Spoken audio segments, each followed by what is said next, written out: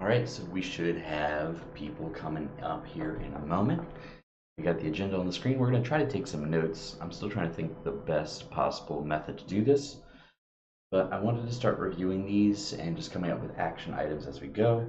Also make it maybe a little bit more commentary in here or some areas for further research or for questions. That way we're holding people accountable and we're aware of what's going on at our local government levels. It'd be a good time.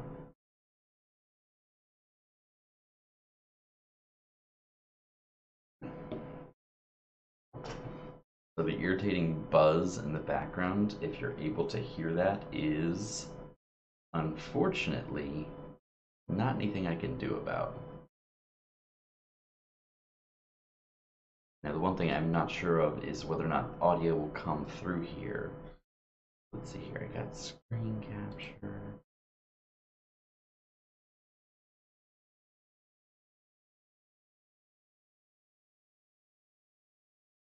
Got you, we're capturing the entire screen. I respect it, I respect it. It's good, it's good, it's good. One thing I'm not sure about is audio. Let me try to add an audio source real fast.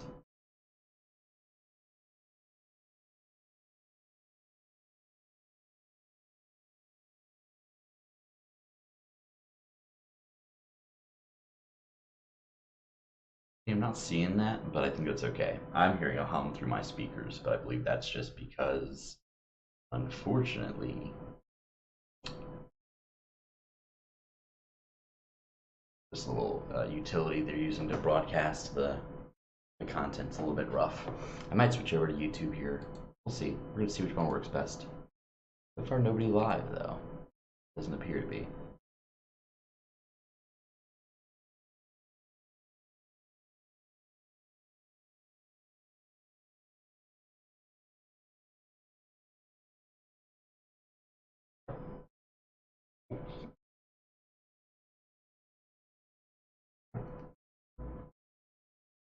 Agenda should be up, so we should be starting shortly.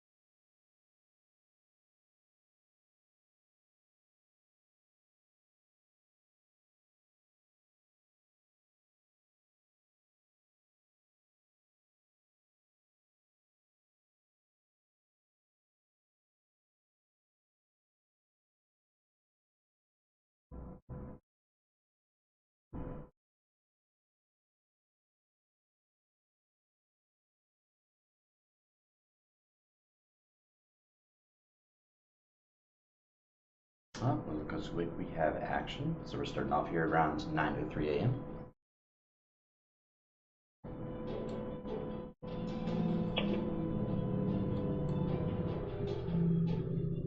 Hello, you still on? Oh, let me go turn off my background. I have this up two places.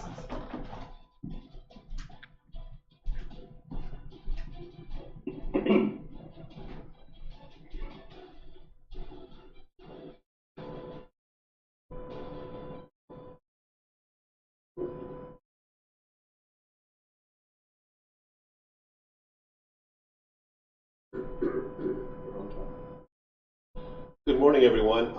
Welcome to the meeting of the St. Mary's County Commissioners. Today is November 29th, 2022. I'm Todd Morgan. I'm the Vice President of the County Commissioners, and for the first time in 12 years, I get to sit here, and it's my last day. So, Randy, guys out there somewhere. So, Randy, thanks for going to your son's wedding, and let me sit here to run my mouth and try to entertain everybody for a little while. So, before we start, I want to introduce the regulars of the commissioner. Sitting to my right is Commissioner Coleman. He represents Ridge, Valley, St. George Island, and all parts in between. Good To morning. his right, Commissioner Mike Hewitt, representing Leonardtown and Hollywood. To my left, departing also the pattern today, Commissioner O'Connor, Mechanicsville, Golden Beach, 7th District, and parts of the north.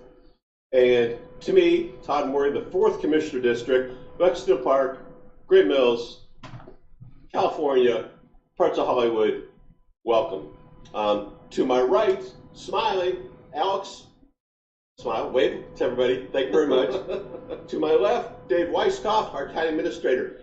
And last but not least, the woman behind the glass, Amy Carter. For 12 years, no one's ever seen Amy. So I want everyone to have the opportunity today to see Amy, to see who she is. She's the person behind the glass because she may not come out for 12 more years again. So what I want to do is ask everybody to please turn up your cell phones, and when you come to the presenters table, speak clearly into the microphone so everybody can hear you. If you can't hear me, I'm sorry. And Commissioner Guy is on the phone. Oh, Commissioner Guy is on the phone, so Randy, hope you're having a nice time wherever you're at that wedding. I'm on the phone listening to you. Thank you. Good. Okay. So we will start today with the invocation of pledge led by Commissioner Hewitt. Okay, it's not quite December yet, but it's close enough. And this is a prayer for December. Dear Lord, we pray that this last month of the year will be filled with your peace, presence, and hope. Help us to remember what is important during this season. May we find joy in simple pleasures and treasure each other, opportunities to gather with family and friends. We pray for comfort for all who are going through difficult times. We ask for your healing hand to be upon all who are ill. We pray for provision for all who are in need. We pray for protection for all who are in harm's way. Please bless us and use us so we can be a blessing to others. We thank you for our Savior Jesus, in whose name we ask these things. Amen. Amen. Please join me in the pledge. I pledge allegiance to the flag of the United States of America and to the republic which it stands, one nation, under God, indivisible, and with liberty and indivisible.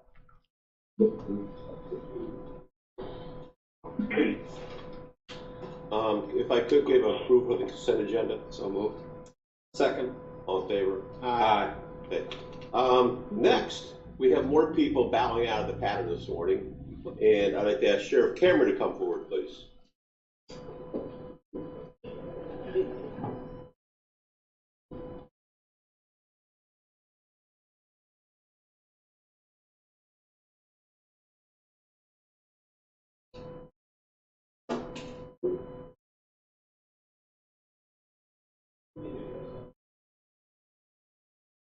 Okay.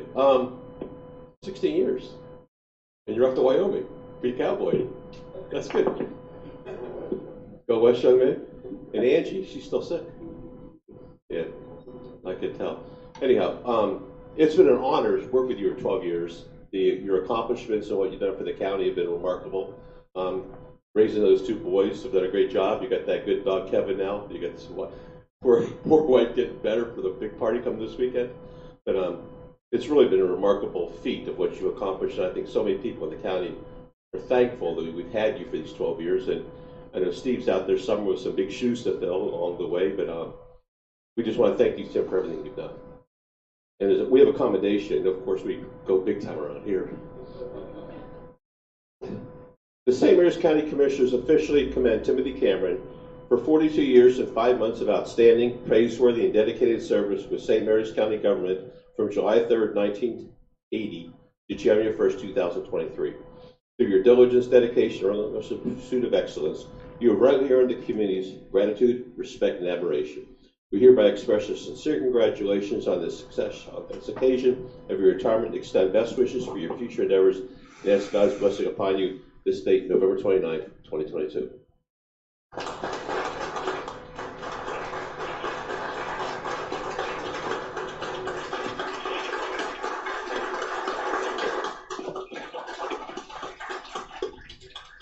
Thank you. Thank you, commissioners. Thank you so much. I woke up this morning about 6:15 dreaming, and the dream was very vivid. We were talking about the budget. So it must have been weighing on my mind that I was coming here this morning. But I say it was a dream. It wasn't a nightmare. And I think that describes the last two terms of this board. I think we accomplished a significant amount in pursuit of public safety for this community. This board has tackled some amazing things, some terrible things. We went through the heroin epidemic. Who would have ever seen that? And then not to mention a worldwide pandemic. Incredible work by this board. I always felt that you listened, and the disagreements were few, but it was because we're very passionate about who we represent, and that's the citizens of St. Mary's County. I've always said it's a privilege to serve. I still believe that. It's been a privilege to serve the citizens, a privilege to be the sheriff. It's a privilege to serve alongside the men and women of the sheriff's office, incredible professionals. County government, I've said this many times, is a small, agile government with people doing incredible work, just incredible work. And this community is a beautiful, resilient group of wonderful people, and we prove that over and over, especially when the chips are down. So thank you for this acknowledgement, commissioners, and I'll be in Cheyenne if you if you need anything. Thank you all very much.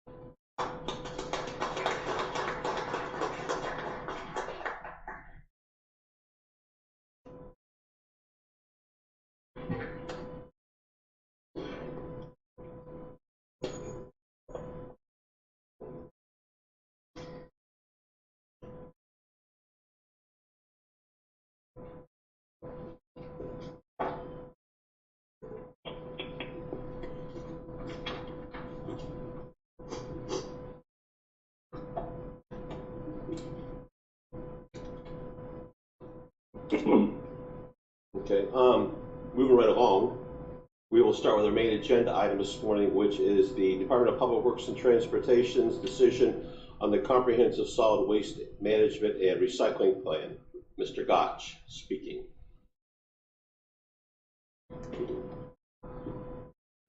Good morning. Good morning. Good morning. Okay, today I was just going to run through a few of the slides that we had from the last time, just to remind where we are in the process. So today is the decision on the solid waste plan. Go ahead. This replaces the plan that we had from 2016, expires in 2025. We're a couple of years early. And this, go ahead. This is a requirement of the annotated code of Maryland to renew the plan every 10 years. Okay. Again, we're looking to recycle as much as we can. I gave you some numbers the last time on our recycling rates, and provide adequate facilities for solid waste. Go ahead. Okay, so we're at the last step of approving your decision, approving the plan today. Last meeting we had one public comment, or one commissioner question, and one public comment in the hearing, or in the 2 weeks since the last hearing. And I'll go over those in a second. Again, our plan goals, number 6 was Commissioner Colvin's question. And our long-term projects, which have to do with the question that we received, composting is one of the things that we're going to push forward this next period. Okay, so the one comment we had said, I strongly favor composting over waste to energy. And so composting is where we're headed right now. That's our next step. We're going to do like we did with the trash bins, start a pilot program in 2 of the transfer facilities or convenience centers. And then the comment Commissioner Colvin asked was, what was the Southern Maryland Waste Authority? Which was an excellent question, because I didn't know the answer to that. And similar to the animal shelter, there really is no Southern Maryland Solid Waste Authority. Right now, the Tri-County Council is playing the role doing that and trying to organize the different counties to make sure everybody knows what's going on in each other's counties. And since we had talked last week, we have discovered that there is another facility. So we're trying to open a facility up in Charlotte Hall as a transfer facility, which gives us options instead of hauling our trash to the waste to energy facility over in Virginia. This facility would basically allow us to haul our trash to Charlotte Hall, and then they take it to the waste to energy facility. Same, it goes the same place, but it gives us more options and probably be a little more competitive pricing wise. So we found out in the last 2 weeks, Charles County is also pushing a similar facility. So if that comes online, we may have to amend the plan to allow us to haul to that facility. They'll do more construction and debris than our facility in Charlotte Hall would do. So, along those lines, Mr. Gotch, well, actually, let me let you finish. Go ahead. So anyhow, that's where we are today. That's if this is approved, what we do is we incorporate the adoption letter into the plan. It's page 7 of the plan, and then we send it up to NDE for final approval. So that's all we would have left, unless you guys have changes. Then Just little. Thank you, first of all. This is kind of what I consider the non-glamorous side of local government, but incredibly important. And nobody wants their trash to start piling up, and this is important and has lasting impacts down the road. In reference to what you were talking about with potential for a new facility in Charles County, there's just 2 amendments that I would propose for the commissioners to consider on this. In section 5.2.3, adding in an additional paragraph saying, in addition, at the time of this plan update, a solid waste transfer station and recycling facility may be constructed in Waldorf, Maryland. It will be a standalone transfer station, privately owned and funded by Acton Waste Solutions, LLC. The facility is included in the current Charles County Solid Waste Plan and will be located at the end of Chesterbrook Court in Waldorf, Maryland. Construction of the facility is projected to begin in the first quarter of 2023. And then jumping over to section 5.2.12, let me jump over there, striking the bullet number 1 that says begin use of the newly constructed, privately owned and funded solid waste transfer station located in Charlotte Hall, Maryland, and replacing it with evaluate and begin use of the proposed privately owned and funded solid waste transfer stations to be constructed and located in Charlotte Hall, Maryland and/or Waldorf, Maryland. So very minor changes, but just ensures that there's flexibility in the plan and that recognizes a more tri-county approach to solid waste. Well, tell me, aren't we do things by bid, competitive bid? Wouldn't we want to give it to whoever can get us the most competitive bid? I totally agree. But right now it reads, begin use of the newly constructed privately owned and funded solid waste transfer station located in Charlotte Hall, Maryland. It doesn't. They would still have to be cheaper than. Correct. They'd still have to be the Right. cheapest bid. Right. I mean, I guess what I don't understand is, I like the idea. I've always said, as long as people are going to be around, you're going to have waste. Yep. And that needs to be looked at. So I've always thought maybe St. Andrews, this idea of taking it to Calvert, putting on a truck, going back through St. Mary's, going to King George, has never made sense. So my point is that when someone wants to do one in St. Mary's County, I think there's the benefit of St. Mary's County. Well, maybe this is already taken out. No, I just had it. No, I want to read it because he said it, but I want to read it. I have a But comment. my point gets to be, it would seem like we would want to give the taxpayers the best deal, no matter where it goes, whether it goes to King George, whether it goes to Charles Hall, Calvert. I mean, it's all a competitive bid, right? Correct. So we don't go to King George. We take our trash to Lorton, Oh, okay. and so the trash that's going to Calvert County and then coming back across the bridge going to King George is actually Waste Management is doing that. Don't they still use our road? They do. Don't we just take it over there and only goes back this way? Yes. Yeah, Which you said before, which sounds crazy, and they would have the ability to actually go. Waste Management could go to Charlotte Hall as well, so they wouldn't have to go to Calvert County. They would be looking at pricing. As Yeah, well, I just support whatever's the best deal for the taxpayer. Sure. And we were looking at I agree. hauling distances and hauling rates so us to get up to Acton Lane up in Waldorf is about twice as far as Charlotte Hall, and then it's about twice as far to get to King George or get to Lorton. So we think I think it'll the save. point that, if I'm reading Commissioner Coleman correctly, in adopting the plan that codifies Charlotte Hall, all he is asking for in the amendment is to say Charlotte Hall or Waldorf, and then agreeing with Commissioner Hewitt that whatever makes the most sense financially at the end of the day is appropriate. However, the codification of Charlotte Hall, I think, becomes the crux of it versus just saying Charlotte Hall or Waldorf, we don't care, and they get the best bid. But if we say we will use a facility in Charlotte Hall, that codifies it more directly. Is that a fair statement? That's fair. Right, I'm So with you. And we were thinking we may have to come back and amend the plan if the one in Waldorf actually gets approved. That's what I think his word was may. Well, the question I have then is, so it says strike begin use of newly constructed, privately owned and funded solid waste transfer station located in Charlotte Hall. This says evaluate and begin use of proposed privately owned and funded solid waste transfer stations. So should the Charlotte Hall come online prior to Waldorf and we enter into an agreement with that, there is no evaluation that would then happen after that because we're in the agreement. So not likely it would be a contractual agreement. So is this locking staff into having to break a contract or evaluate Waldorf once we're starting to use the newly constructed facility? No, I think what we do as a county is we'll have a contract for a certain length of time, and then at the end of that, we rebid again. We do it with the engineers. We do it with so we'll set a contract that says this is a 2-year contract. At the end, we're going to rebid the contract and then get new pricing. So we would look at that as well. You have any idea how long our contract goes for now? The one that we have now,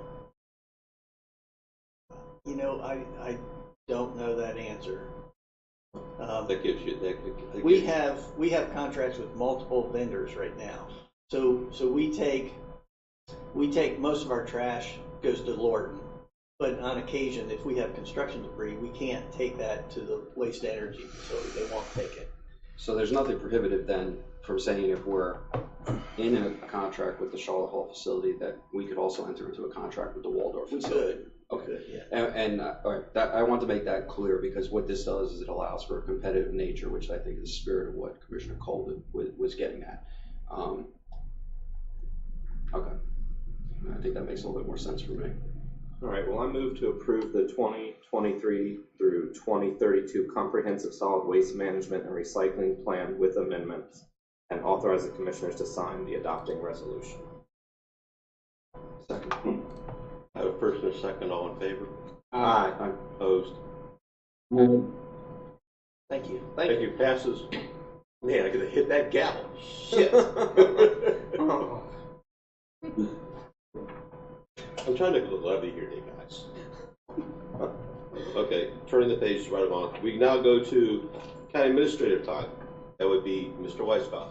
Thank you, sir. And first up, as always, is the draft agendas for December 6th and December 13th. December 6th, you'll start at your normal time and place. And at 9:05, you'll have the legislative proposal votes. Then you'll have county administrator time, followed by commissioner time, followed by closed session for litigation and personnel, followed by you'd adjourn and then have budget work session at 1:30. On December 13th, you'll have a commissioners holiday reception at 8:30, followed by the invocation and pledge. 2 commendations for retirement, Clifford Fuller and James Lacey, followed by county administrator time, commissioner time, closed session for personnel, adjourned, and then at 2:30 you'd have the Northern Senior Center ribbon cutting ceremony, and then at 6 p.m. would be the joint meeting of the commissioners of St. Mary's County and the St. Mary's County delegation. And starting today, we'll start with the Sheriff's Office with the MOU between the St. Mary's County Detention and Rehabilitation Center and Friends Research Institute. Gordon Thompson is here. Ms. Lottie Bell. Morning. Good morning. Good morning, Commissioners and Mr. Weisskopf. We ask your support of this MOU with the Friends Research Institute for participation in a study. The budget amendment is included to increase the grant budget to $25,000. Well, I support this idea, but tell me, what is the Friends Research Institute? Friends Research Institute is based out of Baltimore, and we have partnered with them in the past. Currently, we are in a study with them. They are studying the difference because I should take it back a step. Marianne, could you put the microphone closer, please? Sure. Thank you. Thank you.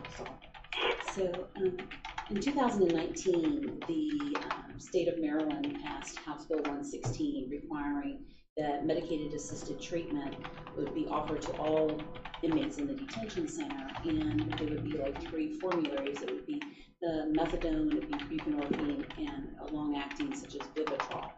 So we entered into a study with Friends Research at, soon after we began, because St. Mary's, we were a pilot program for this, so we were one of the first in the state of Maryland. Overall, all detention centers beginning January of 2023 have to provide medicated assisted treatment. But like I said, we raised our hand, we were part of the pilot program. So Friends Research, we collaborated with them. They were interested in us because we were part of the pilot program, and we were in a study at the moment to study the difference, between Vivitrol and Brasilia, another long-acting. So we're in a study with them. It has been very, very fruitful with them. They have shared their research with us. They have formed bonds with the inmates in the detention center, and they also do some follow-up on the outsides, which is important to recovery to be able to have that arm as they leave the detention center. So they have again reached out to us because we have had such a great collaboration with them. We're also in a learning collaborative with them as well, where we are sharing information that we learn as the pilot program across the state of Maryland. So so they reached out to us again. What they would like to be able to do is study the long-acting effects of buprenorphine. So right now, like at the detention center, we offer it orally, and then now they have come out with another long-acting. Okay, tell me, I'm sorry to interrupt you, but what is that drug? What's that supposed to do? The medicated assisted treatment is medication for opioid use disorder. Okay. So it's a medication to assist with opioid use disorder. Yeah, I was trying to understand when I read this. I'm sure people who go into jail have medications they have to take, you know, whether it be blood pressure, whatever it be, you know. And I just didn't understand, was this thing something to do with people who were going into jail and have to deal with depression? I don't know what it's talking about, but I just didn't understand the nexus between who provides the drug and what those complicated names meant. Right, and it is for opioid use disorder. It is now protected by the Americans with Disabilities Act. Is no different than any other kind of medication, you know, that we would provide to the inmate population. So whether it be diabetes and those kinds of, so like I said, it is now protected. All right, thank you. Move to approve the memorandum of understanding between the St. Mary's County Sheriff's Office and the Friends Research Institute on behalf of the Detention and Rehabilitation Center for participation in a study titled A Comparison of Sublingual and Extended Release Before now I'm gonna mess it up. Oh, second. Second discussion. Just one other quick question. I think this is great to help the people who are addicted to opioids. And you've done these studies before. So anytime I think we talk about doing studies in a detention center, people could get a little nervous. Can you talk a little bit about what you do to help protect the inmates in order for them to participate in this study? You know, medicated assisted treatment and those participating in the study are all protected by HEPA, so we protect that very much. It's one of those things where we put out, you know, we let the inmates know of the availability of the study. It's all voluntary. If they would like to participate, you have to be 18 years or older to be able to do that, because sometimes we do have, you know, people that are younger than 18 that are charged as adults, but it is all voluntary. It's the important the voluntary part Yes. is get on mandated. Is that a yearly contract we'll have to approve? Since we just talked This about one is just for a year. So I have to finish the motion. Oh, Because when it got to buprenorphine, I just couldn't get the word out. So for individuals leaving jail and the related budget amendment to increase the project revenue and authorize the sheriff and commissioner present to execute the related documents. second. Now we have first and second. All in favor? Aye. Mr. Discussion? Mr. Hewitt? Aye. What about Mr. Mr. Guy, got anything else you want to put in? No more. No, Okay. I'm fine. We got enough ayes. Thank you very much, ladies. What was his vote on the last solid waste one? That, 5-0. Unless you said no. oh, it's 5-0? Yeah. Okay. Thank you. And next up is also from the Sheriff's Office for the day reporting grant agreement. The Sheriff's Office Detention and Rehabilitation Center recently received a grant agreement from the St. Mary's County Health Department. This new grant is for approximately $900,000 total for the period July 1 of 2021 through June 30, 2024, and it's for personnel, equipment, training, and contractual services. This funding will assist in providing community-based services and treatment to offenders under parole and probation in St. Mary's County. Acceptance of this new grant requires 2 full-time grant-funded civilian positions be added to the Sheriff's FY23 budget. The grant would fund these positions through fiscal year 2024. A budget amendment is included to add $343,035 to the current budget for the FY23 portion. The remaining budget would be included in the Sheriff's FY24 budget request. We respectfully ask your approval of the grant agreement documents and that the 2 positions be added to the budget. If you have any questions, Warden Thompson is a wealth of knowledge. Wealth. Yeah, I had another question on this one. So what's happening is it's going to be grant funded for 1 year. Well, this one will be 2. We have another year on this one. Oh, good. Okay. But at some point in time, the grant's going to run out. Yes, sir. And then it's going to become a county expense. Yes, sir. And how much is that county expense projected? $343,000 a year. Would be the 2 positions. $343,000 covers some other additional costs for like contract services. Just seemed like a lot for 2 people. 2 $343,000. people. It also, and it's because right now we budget already for like GPS for electronic monitoring. It's costs of that. It's also for like, you know, for drug urinalysis. This year we also had there were also some furniture. I'm not opposed to it. I just thought it was a lot of money for 2 people. Yes, sir. Maybe you can point that out as some kind of itemized. So the cost for the 2 people in this current budget is not very much at all. The majority of it's going in contract services.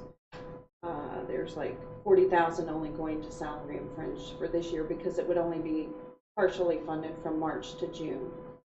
I think there's under the financial impact in board docs, it has 40,000 for salary, 27,000 for fringe, 168,332 for other contractual services, 63 for equipment, 5 for training, 39,000 for equipment, for the total of 343,035. It'll be 80,000 for a salary on a full-time basis.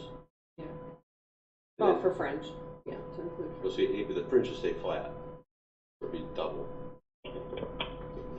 It'd probably be. It'd be Three times. Yeah, it won't be linear. Okay.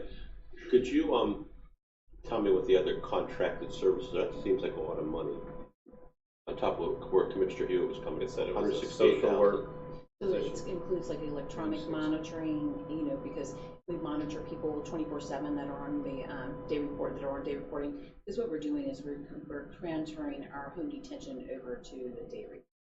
So the folks on home detention are all, on electronic monitoring for GPS, so we monitor them 24/7. It includes also like the costs of doing urinalysis on folks and those kinds of things. So those are fixed costs that get continued. So following Commissioner Hewitt's trail, the 343 becomes a permanent number in the budget in the future. I'm assuming it'll go up. I agree with you. I'd say I think here you have 343. I take it back. There is, like Lottie just said, it's also for a licensed social worker. That also will be, helping, because we know that 86% of our folks have mental health issues, and we know that 67% of them are dually diagnosed with substance abuse.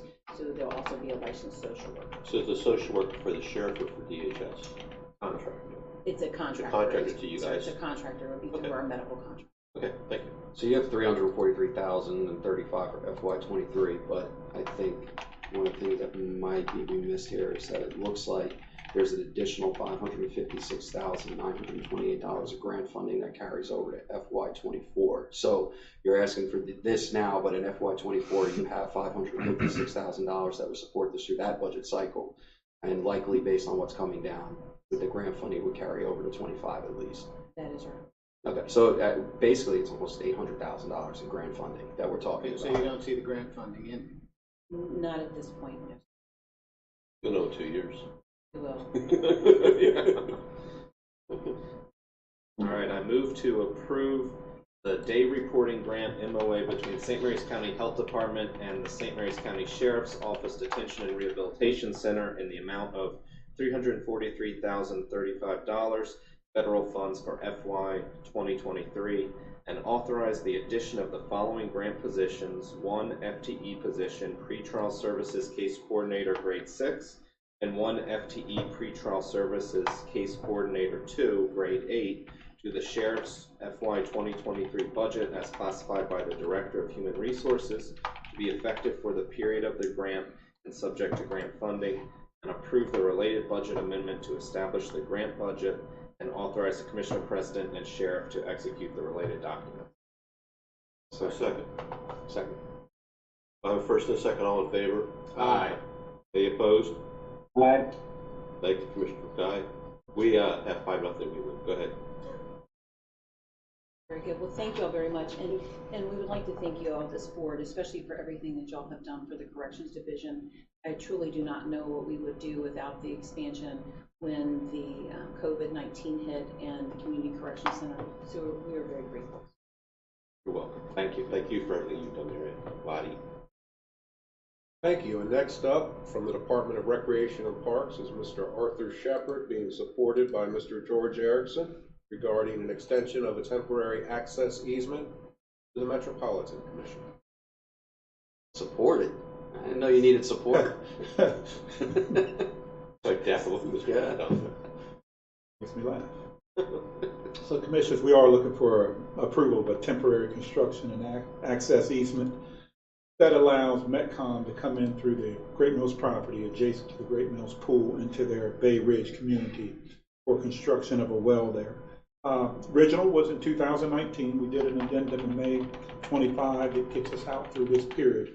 But this next one will be effective today, what we're asking, for 2 years through December 31, 2024. And again, Mr. Erickson, he can answer any questions about the particulars of the construction, but it's accessing that site to get to the Bay Ridge community. 2 more years long enough? 2 more years is long enough. One of the issues we have currently is, I was talking to Commissioner Hewitt before the meeting, we submitted our construction permit to MDE on March 15th of this year. We received a letter from them on September 29th indicating that they received our submittal.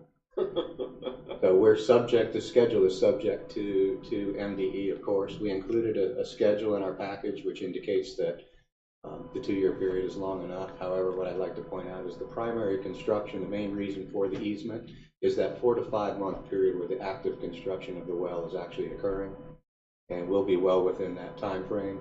The 2-year extension takes us all the way through project closeout. And the whole idea there is we don't know what may happen during the construction, whether we're delayed or whether there's a change order, but we wanted to make sure that this was long enough that we didn't come back again for addendum number 4. So your question is very well pointed. Is this long enough? We believe that it will cover us during the active period of construction. Yes, sir. So the well is in your CIP, correct? It absolutely is. It's already approved in the CIP. Okay, then I'm going to change the subject for a second as we had you on TV. Could you tell us the status of the water tower over in California behind Nicoletti's? I saw the old one's down, the blue one's up. Is the blue one working? Up and operational, sir. It is? Yes, sir. So there's water up there and everything? Yes, sir. Good to know. 12 years now. It's about time. It's like FDR, 12 years, we're still counting. I'd like to also thank Art Shepard for shepherding us, no pun intended, through the program open space requirements, because a portion of this property was actually purchased using program open space funding. There was a declaration of covenants associated with it, which precluded anything permanent from impacting, and I'll try to get this straight, our outdoor public recreation or for program open space purposes. So this temporary easement, due to its temporary nature, due to the fact that the property will be restored and that the permanent maintenance access will be through Sawgrass Court to the neighborhood, there is no impact and no violation of those declaration of covenants. And again, I want to thank Art for shepherding us again through that process. It's not an easy process. Those requests take a while. So in the future, if anything from the state slows you down, I know a guy going to Annapolis, he's going to clean that all up and make it go a lot faster. Yes. Yeah, make it go up fast. 90 days, he said. 90 days. Days. Okay. All right. Well, I move to authorize the Commissioner President to sign the extension of the temporary access agreement allowing the St. Mary's Metropolitan Commission access to the Great Mills property for the purpose of installing a well. Second. I have a first and a second, all in favor? Aye.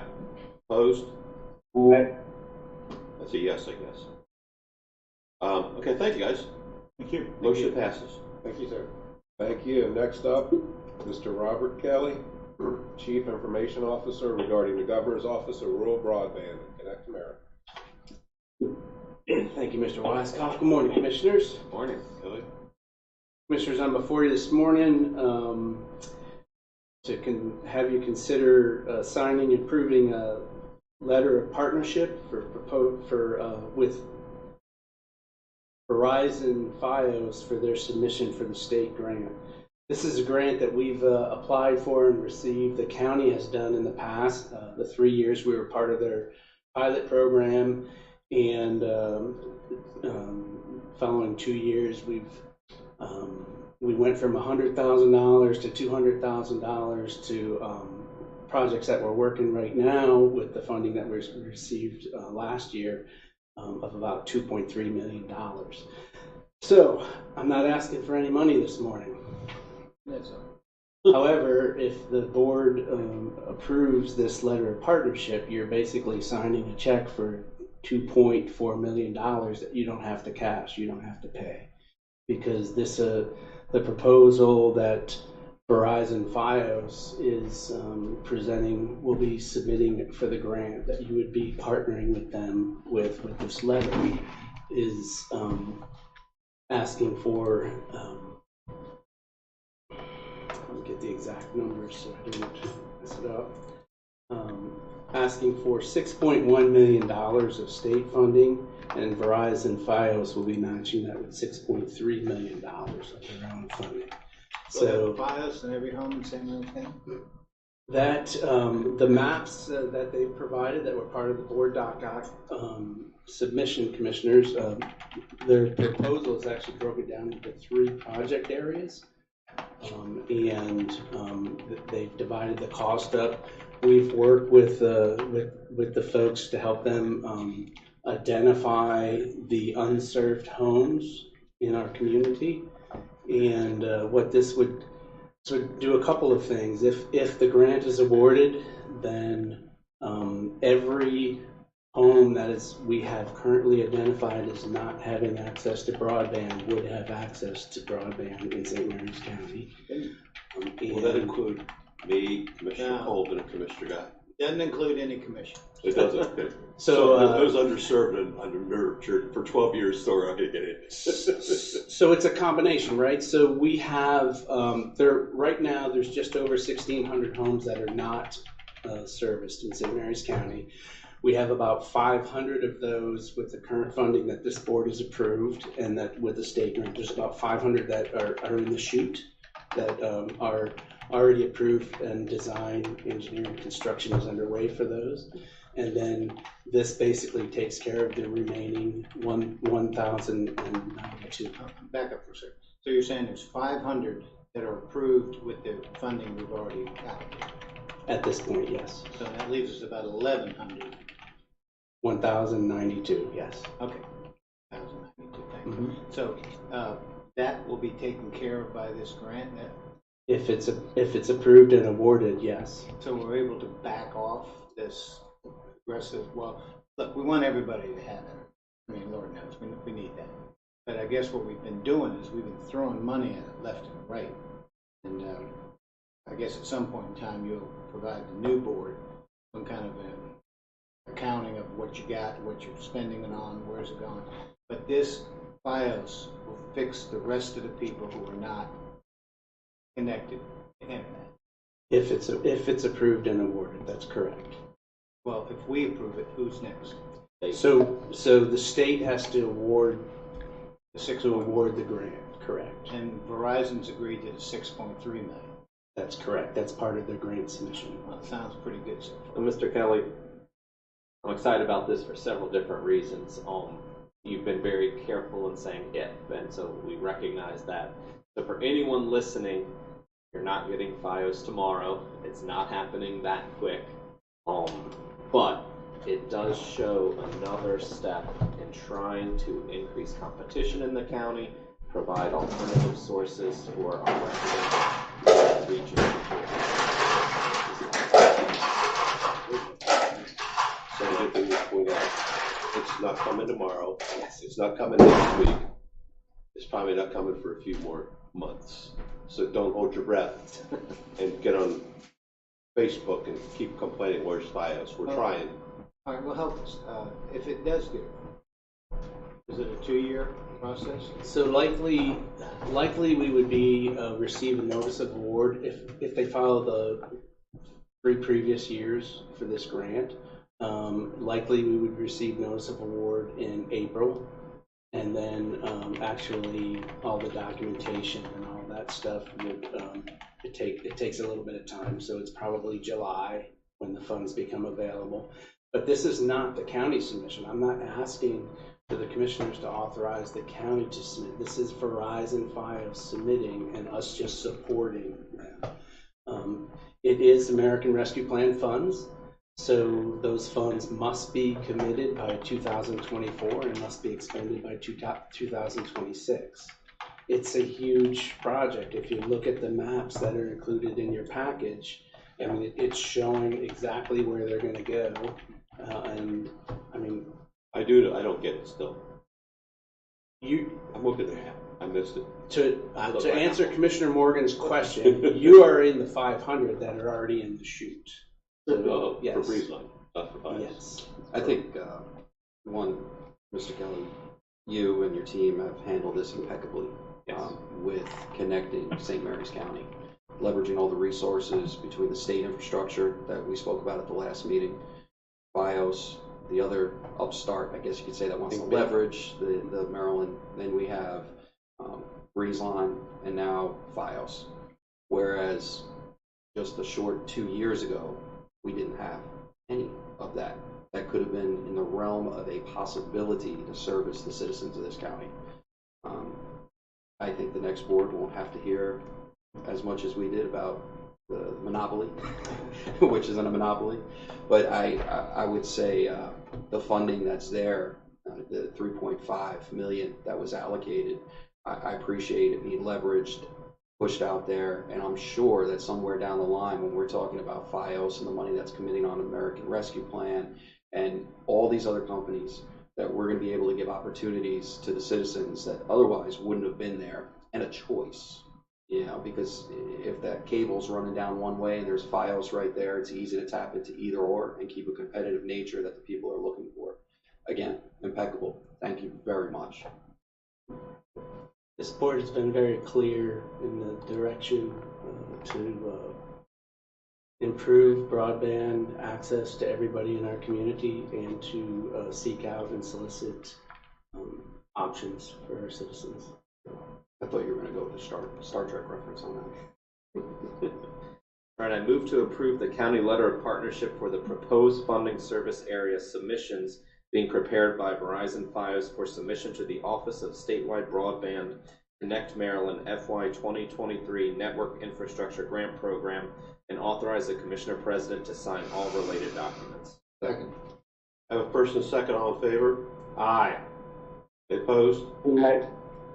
Motion carries. Thank you, Mr. Kelly. Thank you, Commissioner. Thank you. Thank you. Next up, from the Department of Emergency Services and Director Stephen Walker, EMS update, along with Chief George Ebron, ladies and gentlemen.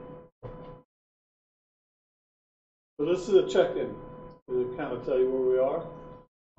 When you think about the report I gave you is from basically April to the end of September, but we really are talking about the past 2 years, you know, just as kind of a reminder for our viewers out there.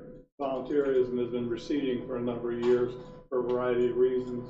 You know, when you have a home, both have to work, both have to take care of children, they just can't volunteer as much. COVID hits 2 years ago, and it really decimated our ability to staff in the rescue squads, the volunteers who do a wonderful job, but many of them are paid people up the road in different counties. Their employers wouldn't let them run. So of course I come to you, ask you for money to hire a contractor, and it started from there. And you are the board, if you think about this, it was in place when career staffing came to St. Mary's County. I thank each of you for that because of your commitment to our community. And it is the commitment to the community. You supported us, but it's because of what we're doing for the community. Anyway, that's a real quick history. We're going to go through some numbers just to kind of give you an update. The first thing in the packet, as you'll see, is our staffing. We've done pretty good at hiring the EMTs. Paramedics is a little bit more challenging. We still have the 4 vacancies that you approved.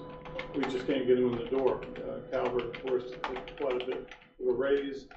We are interviewing, doing continual efforts to hire.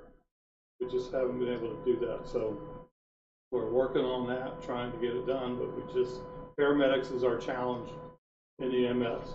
EMTs, not so bad. When you start looking at the response rate, so, you know, an important thing, somebody asked me, you know, we don't have, you know, career people in every rescue squad, do we? Again, rescue squads, they do a wonderful job. Thank God they're there. They have the facility, they got the vehicles, they've got the partnership. But when you look at where we have career personnel in every rescue squad in the county, some more than others. Ridge, not so much, 7th District, not so much.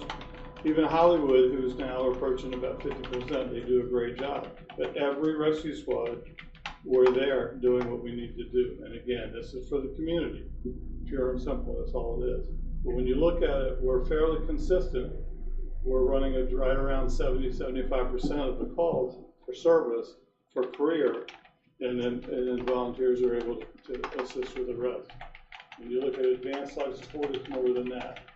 And it's pretty consistent. Gone down slightly. We were doing about 85%. We're now around 82, 83%. But again, it's consistent. The challenge is still continuing staff between the volunteers and us. There are times when we still, and I know you guys hear about it, there are times when we just can't staff those places. Our work week area, as you've heard me say before, is our hourly part-time personnel that, you know, they can't or won't work as often as the others. So that's pretty much where we are. I'm going to go into billing if you want to ask any questions about staffing before I do. All right, I know this is where you want to hear because you want to hear the money. So I'll wait till you're done, but we'll talk at the end. Absolutely. We're not doing bad. So when you consider when we started billing, we were projecting around 40-45% collection from QMC. Our collection rate right now is 33.5%. We actually have billed out over $8 million. That means sending bills out. We obviously have write-offs because of the rules of billing. So we lose that because after a certain time we can't collect that anymore. Our collection is 2,796,900. And then what we're in the process of receivables, if we were to get all of it, there's about $3 million outstanding that are pending payments. Again, what would we get? Maybe 33%, right? So, but that's about where we are. We continue to improve the system. It continues to get better, and we continue to grow from there. But I think that's about everything I have at this point, unless you've got some questions. I'm sure you do. I've heard from EMS and fire rescue people about LoSAP, and it's something I think the next board will want to address. We had a couple of the new commissioners that haven't been sworn in, so we weren't breaking any meetings. Myself met with that fire board, I think it was a term. And we do want to do something to help the volunteers. And I'd like you to try and take a look where you talked about Calvert County is making an aggressive move, hiring and salary-wise. I think we need to make a similar aggressive move. Yes, sir. So when the next board comes in, before we start into our budget processes, is that you can kind of give us an idea of what Calvert's doing, Charles, what our neighbors are doing. I will do that, sir. I'll give you a very, very good report on that. Yeah, so that we know what kind of hurdle we have and what we have to allocate, because that is something very important that needs to be corrected, because we do not want to lose any more volunteers. We do not. And I agree. The other thing I'll ask you about is when you say 8 million billed, we have this soft billing process, the policy. We do. And who are, you don't have to tell me now, but if you know you can. If you don't, you can get back to me. Who are our primary payers? Is it insurance companies for the most part? Who are the primary people who are actually paying the bill when we send it? There are two categories. The primary one are insurance companies, Medicare, and the different various insurance companies.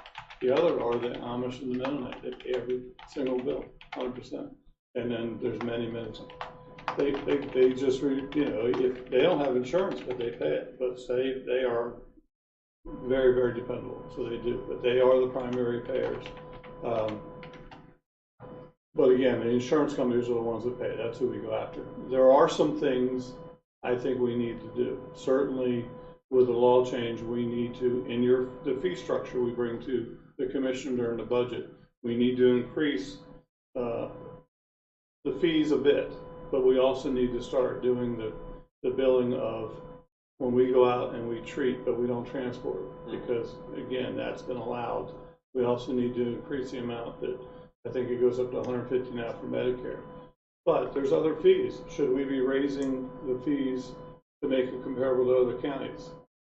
Unfortunately, I think we should, especially that we're not going to be hurting the common person, because if they don't pay it, they don't pay it. This is more that we would be collecting from insurance companies.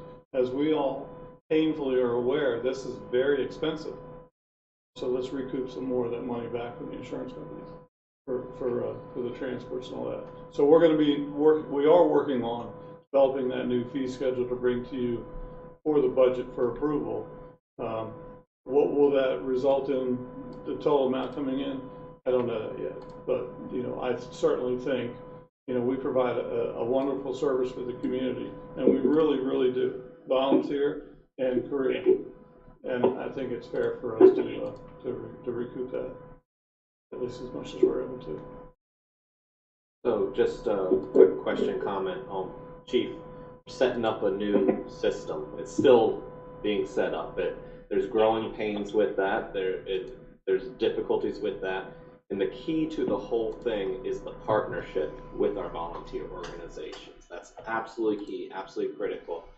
Could you comment any on how we can continue to improve that and get better at that? I've heard some comments, offhand comments about our people going in and making use of the stations and not necessarily treating it as home, as with the proper level of respect for the equipment that they're utilizing and the station that they're staying in. And we just have to do better than that. We have to really work to improve this partnership. So just any thoughts on that and how we can get better? So I think Can you move closer to the microphone, please? I apologize, sir. I think the relationship is improving. I think it's going to take time to gain trust from the volunteers. As I've mentioned in the past, it's something that they've done for so long, and now they feel like that's being encroached upon, like somebody's trying to take them over and push them out, and that's not the case at all. It's not our intent. We're there to support them in any way we can. The big thing is that no call goes unanswered, and that the service delivery remains in place for the citizens. That's the main focus. We're not trying to grow a program at the cost of the taxpayers, but like you said, it's growing pains. There's things that we need to have in place so that it's turnkey for us. One of my lieutenants threw something at me that made a lot of sense. He said that it's like having a baby. You got to start getting all these things. You need a crib, you need bottles, you need formula, you need all these little things to make things happen. And that's where we're at right now, just trying to pull everything together and get everything that we need. We do depend on the volunteer departments in terms of apparatus and facilities and things as such. But as far as the relationship goes, I think it's just something that's going to take time to gain trust and build a relationship with the volunteers to show them that we're no threat to them, that we're there to support them. So if I could add, so anecdotally, so when we started this, it was pretty strained. It was pretty difficult to do that. And while there may be some isolated people that talk, I can tell you we're in a lot better shape. I mean, you'll see Facebook posts of volunteer and paid crews going out to lunch, going out to dinner. So we're in a lot better shape. And will it ever be perfect? Maybe not. But I can tell you, the relationship, it works well together. It really does. And I think we're just going to continue to get better and better. Any of those isolated incidents, we'll work on if there's any of those problems. But I really do believe that we've got a well-rounded system. I think we work well with the RSA, and certainly we'll have some issues, but we'll continue to work on those. And in closing on that, Commissioner, I can assure you that it's pushed out to all the career folks that when they go to these volunteer departments, they're to respect their facilities, their equipment, and stuff. They've worked hard for that, and they're to respect that. I think if you go across the board and ask everybody, I think you'll find that there's a good relationship between the career and volunteers, like Director Walker had mentioned. But we do hold people accountable. If there's problems, they're dealt with properly and timely. I will assure you that. So how do you think, well, as the chief, how do you see this relationship evolving with the volunteers, with the introduction of the International Association of Firefighters, and that relationship starting to form? When that's happened in other counties, we've started seeing a wedge instantaneously become evident between the career personnel and the volunteer personnel based on many factors. So how do you see yourself navigating that and keeping the peace? So I actually was a president of the International Association of Firefighters for several years before I took a management role. So I think I have a good balance between labor and management. I believe that the employees have a right to be represented. I'm not opposed to that.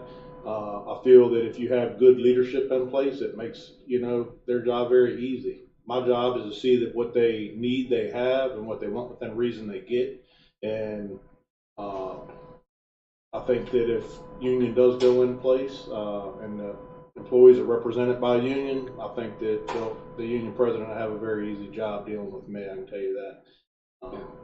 My biggest concern is just making sure there's not a gap between the volunteers and the career personnel based on a lot of those factors that come in there. So there's no wedge. That's a good point. That's a good point, sir, because, the union is about career folks, 100%. And,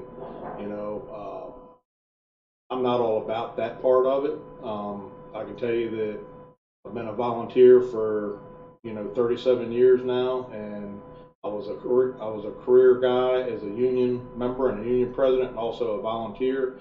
It's looked at bad, by the union because you're taking up jobs that other union members could be in, but I don't acknowledge that side of that. I really don't. I look at it the volunteers are the best thing that taxpayers have going for them. The more they do, to keep the tax base down, the better off, it is. And so I'm all about that. I appreciate that. Even going out, we still live in the county, and that relationship that both of you built is very important. So I just want to get a better understanding of where you would be coming from that perspective. Yes. Just in general, I appreciate it. Thank you. Yes, sir. Okay, anything else? If I could again, I just want to thank you all again for your support, and really your support maybe for us, but it is for the community.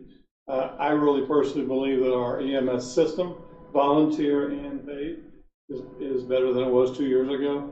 2 years ago, we were in rough shape. COVID really hurt us, so thank you to each of you for your dedication and decision to move forward with making sure our citizens have proper EMS service. So, thank you very much. Thank you, Commissioner. Thank you. Next up, from the Department of Public Works and Transportation, Director Jim Gotch for the acceptance of roads into the county roadway.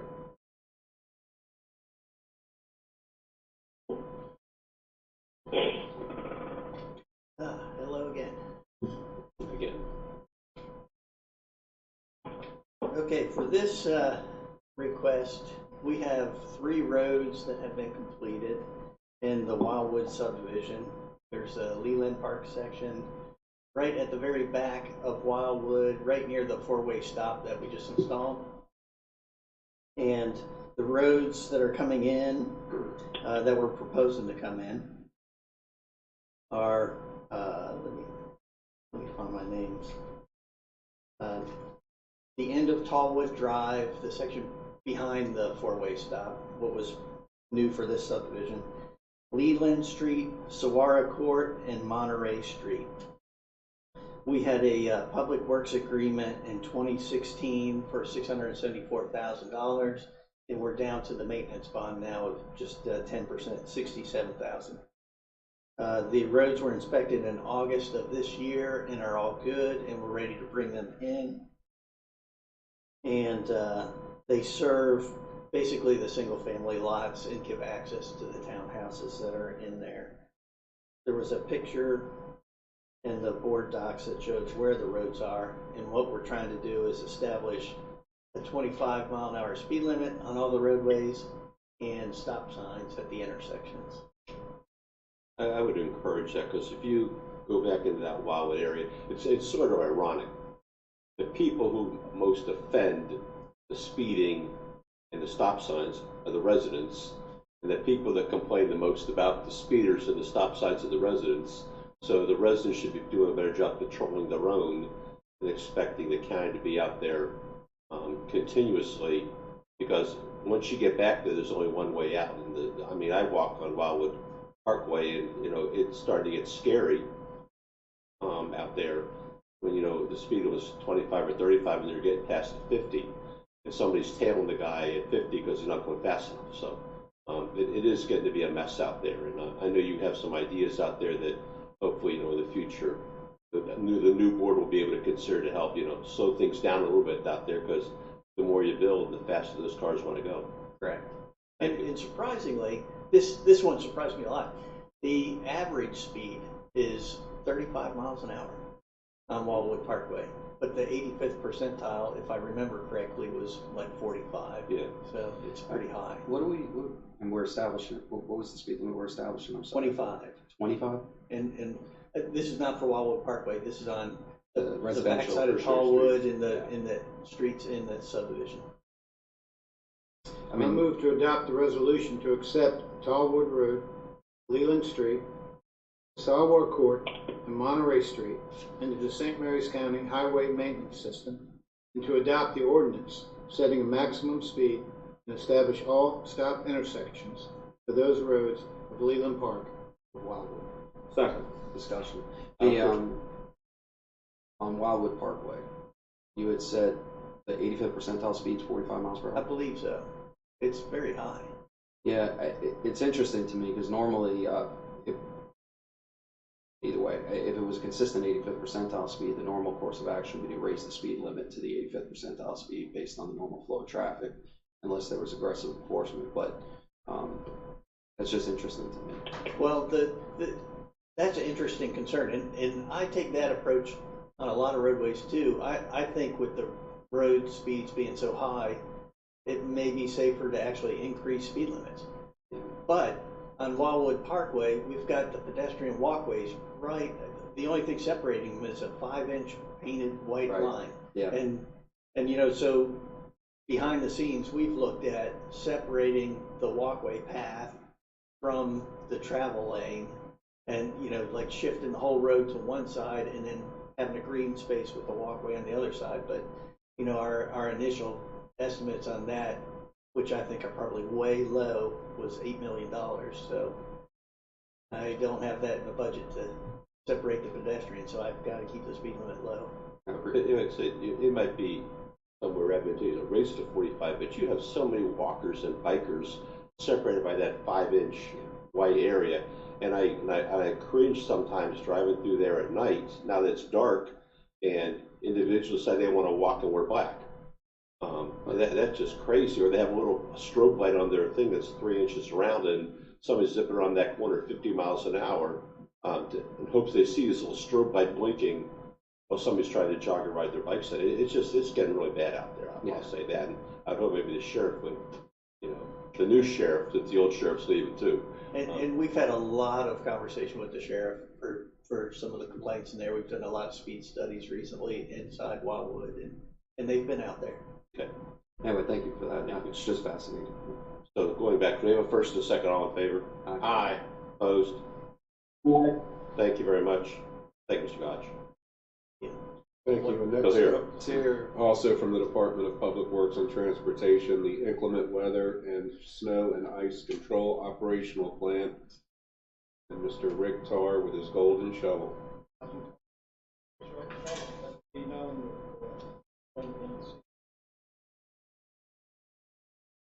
It'll take a bigger shovel to get me and Todd out of here, though. Yeah. I'm smart enough to move out of the way on this one. Thank you, buddy. I might need this in Annapolis, so thank you. Leave it in the back of my car. Salt for the driveway? I wouldn't put it down. Okay, good, thank you. This is wrong stuff. So just don't use it. You can look at it, but don't use it. That's what I recommend. Good morning. Good morning. Commissioners. This is our annual inclement weather emergency preparation and snow removal ice control brief.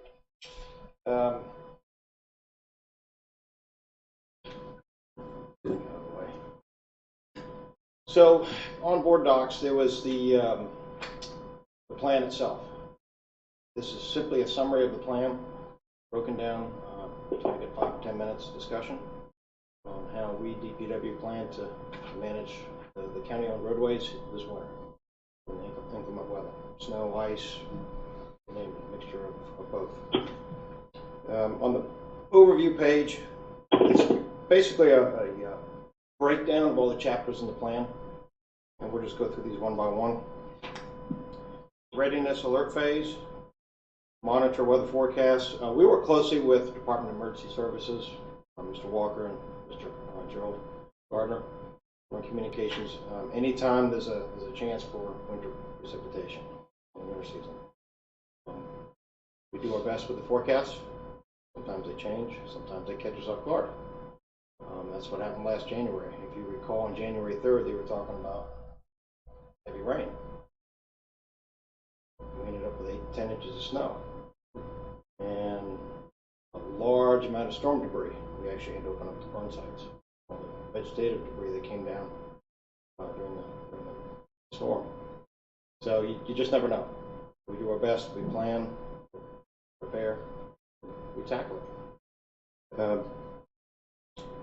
As mentioned, we're working with emergency services. We rely on the National Weather Service for the forecast. We're really good in what they do, and so we plan from there. The readiness alert phase, we're looking at total precipitation amounts, whether it's ice, snow. It's been known in the county, the north end may get 6 to 8 inches of snow down on the ridge, dusting.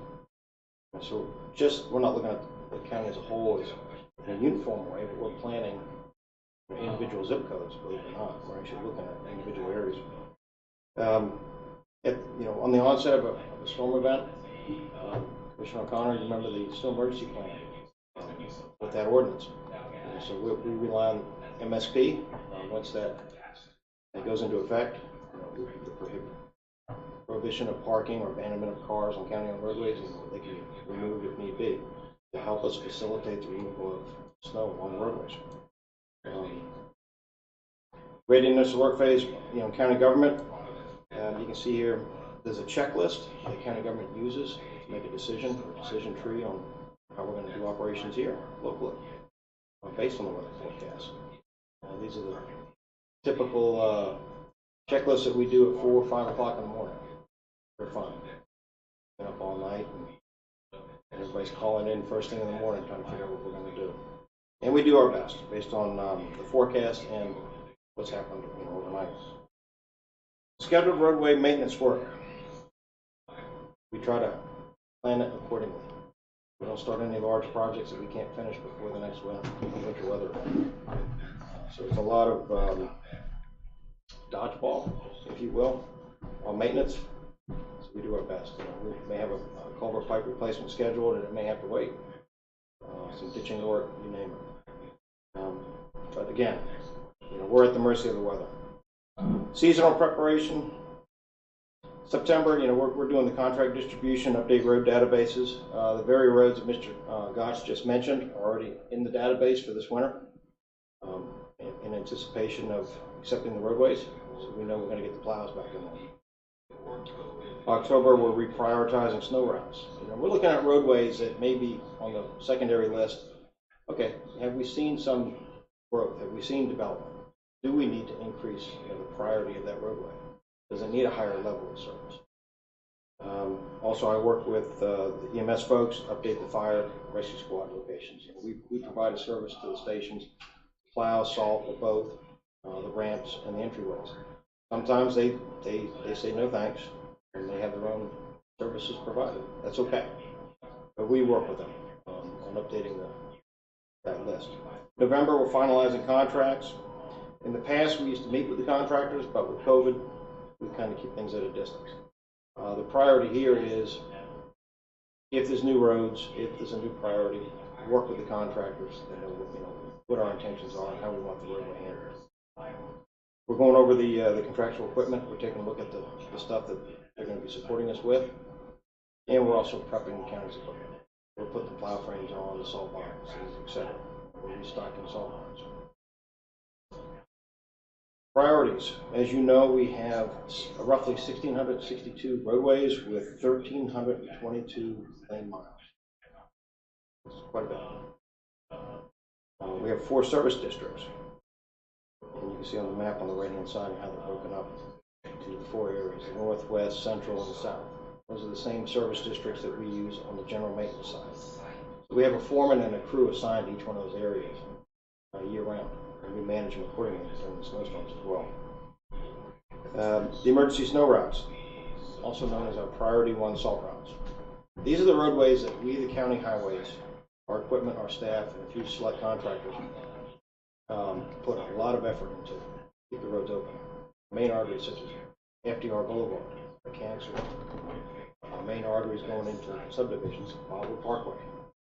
You know, they get a high level of service so that we can get fire EMS, police in there if need be, as well as maintain the traffic flow.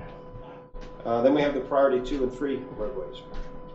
We rely on the contractors for those. They mobilize the same time we do. So when we head out and we're managing the Priority 1 salt routes, they're right behind us and they're in the subdivisions at the same time. The goal is we finish up all at once.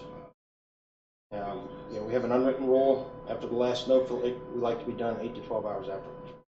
Everybody going home, life is back to normal. You know, we want people back to work, schools back open. That's our goal. Operations phase. You know, we'll run 24 hours a day if we have to. Now, when I say that, you know, stuff stays deployed. Now, it's not to say that our drivers and the contractors maybe at 1, 2 o'clock in the morning will take a cat nap when there's no traffic. And they've been running for a while. They need some sleep, so they'll shut down for a couple hours and then get back at it. We typically start plowing and treating roadways no more than 2 inches accumulation. We like to have a small layer of snow on the roadway before we start dropping salt. As you know, we don't pre-treat. We don't brine the roads like the state does. If we start dumping salt prior to an inch or two of snow, salt just scatters when the traffic comes.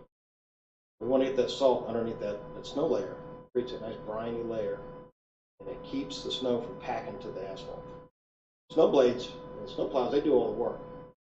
Salt just enables us to plow it off, you know, eliminate that formation of ice. As I mentioned earlier, the level of deployment may be uniform or service based on the weather forecast.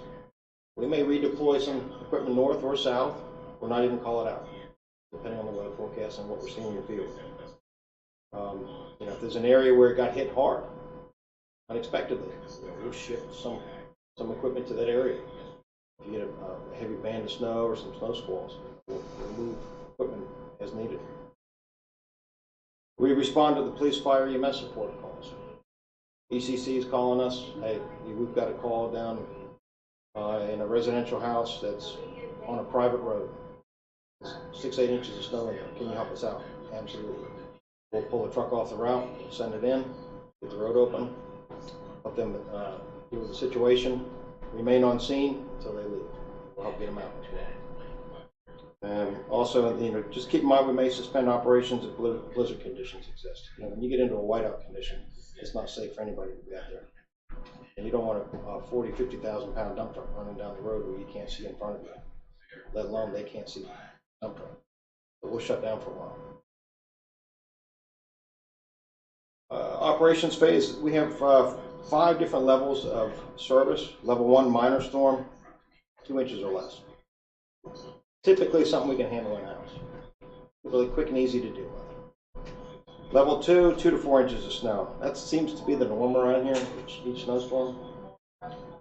We will call out the contractors to get into the residential side streets concurrent with us to expedite cleanup of the roadways. Level 3, we're getting into a major storm, you know, anywhere from 4 to 12 inches of snow. We're calling in all the contractors as well as off-road contractual support. You may see. Just go back to the slide. Yes, sir. And interrupt you briefly for this, but please, indulgence here. How old is that picture? It's old. Right, because we don't have any of the baby blues anymore. Actually, we do. We have one. Oh, we do? We have one. But it's, I've seen it for years. That's why I'm like, we have one. Is there some sentimental value to the briefing? There is. Okay. There's some sentimental value. The driver in there, unknown to the rest of the public, is since retired and is well versed in snow operations. I was just wondering because you always have it in there, so I never asked. We've got 4 new ones coming in, so as soon as the 4 new dump trucks show up, that's probably gonna end up down at the auction yard. All right, thank you. All good. Level 3, major storm, 4 to 12 inches of snow. You know, we're calling out off-road equipment. As you can see in the picture, we got a loader here pushing snow. It's just all hands on deck, if you will, and anything greater than that. You know, level 4, 12 to 18 inches of snow. Get into a level 4, you know, we're really not salting. We're just plowing. We're just trying to keep up. We want to keep roads passable. We get into the level 5 storm event, 18 inches or more. We have to subside and walk away from the priority 2 and 3 routes. Because there's so much snow, we want to keep the priority 1 routes open. So we'll actually pull contractors out of the residential streets and help us with the main roads until we can either get them back online, you know, if they got behind, or if the weather subsides.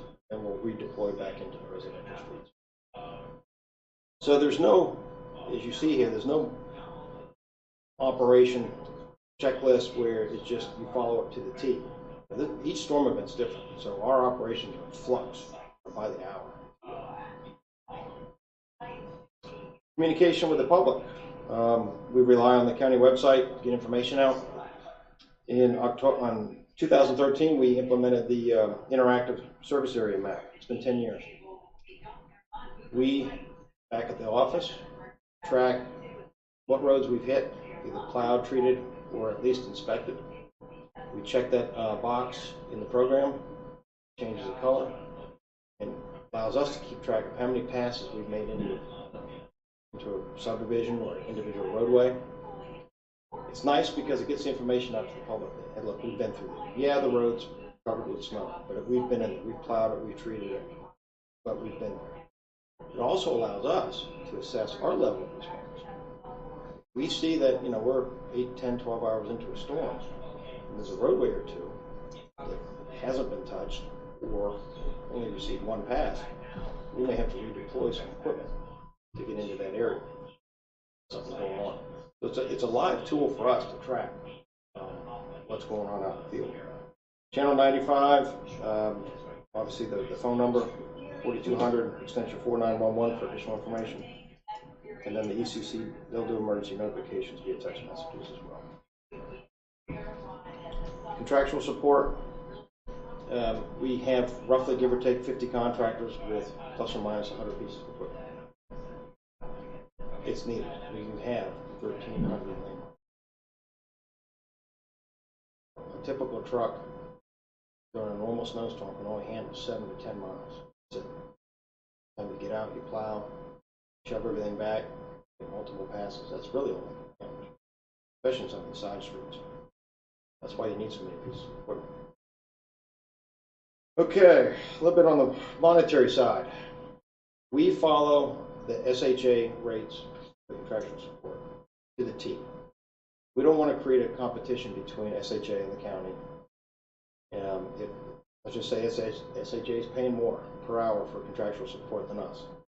Contractors are going to want to go where? Work for SHA, vice versa. So SHA and I, we've got an unwritten agreement. We keep the rates identical. When their contract comes out, we revise ours accordingly with those rates, or just check it. Again, we don't want people jumping ship back and forth, because at the end of the day, we're all one community, whether we're SHA or DPW. That's not price fixing. Well, it is what it is. I'm just going along with SHA's rates, so. I don't think it'd be price fixing since the state bids out the contract, That's and all exactly. we're doing is piggybacking on their Piggybacking on the contract. Now, the unfortunate thing is there hasn't been an adjustment in 9 years. This year's the first year we've had to adjust the contract. It went up roughly 20%. So, fortunately, the board set aside some money in the budget work session, and this year we had the additional funds in the snow accounts to cover some of these additional costs. If we don't deploy this year, good for us.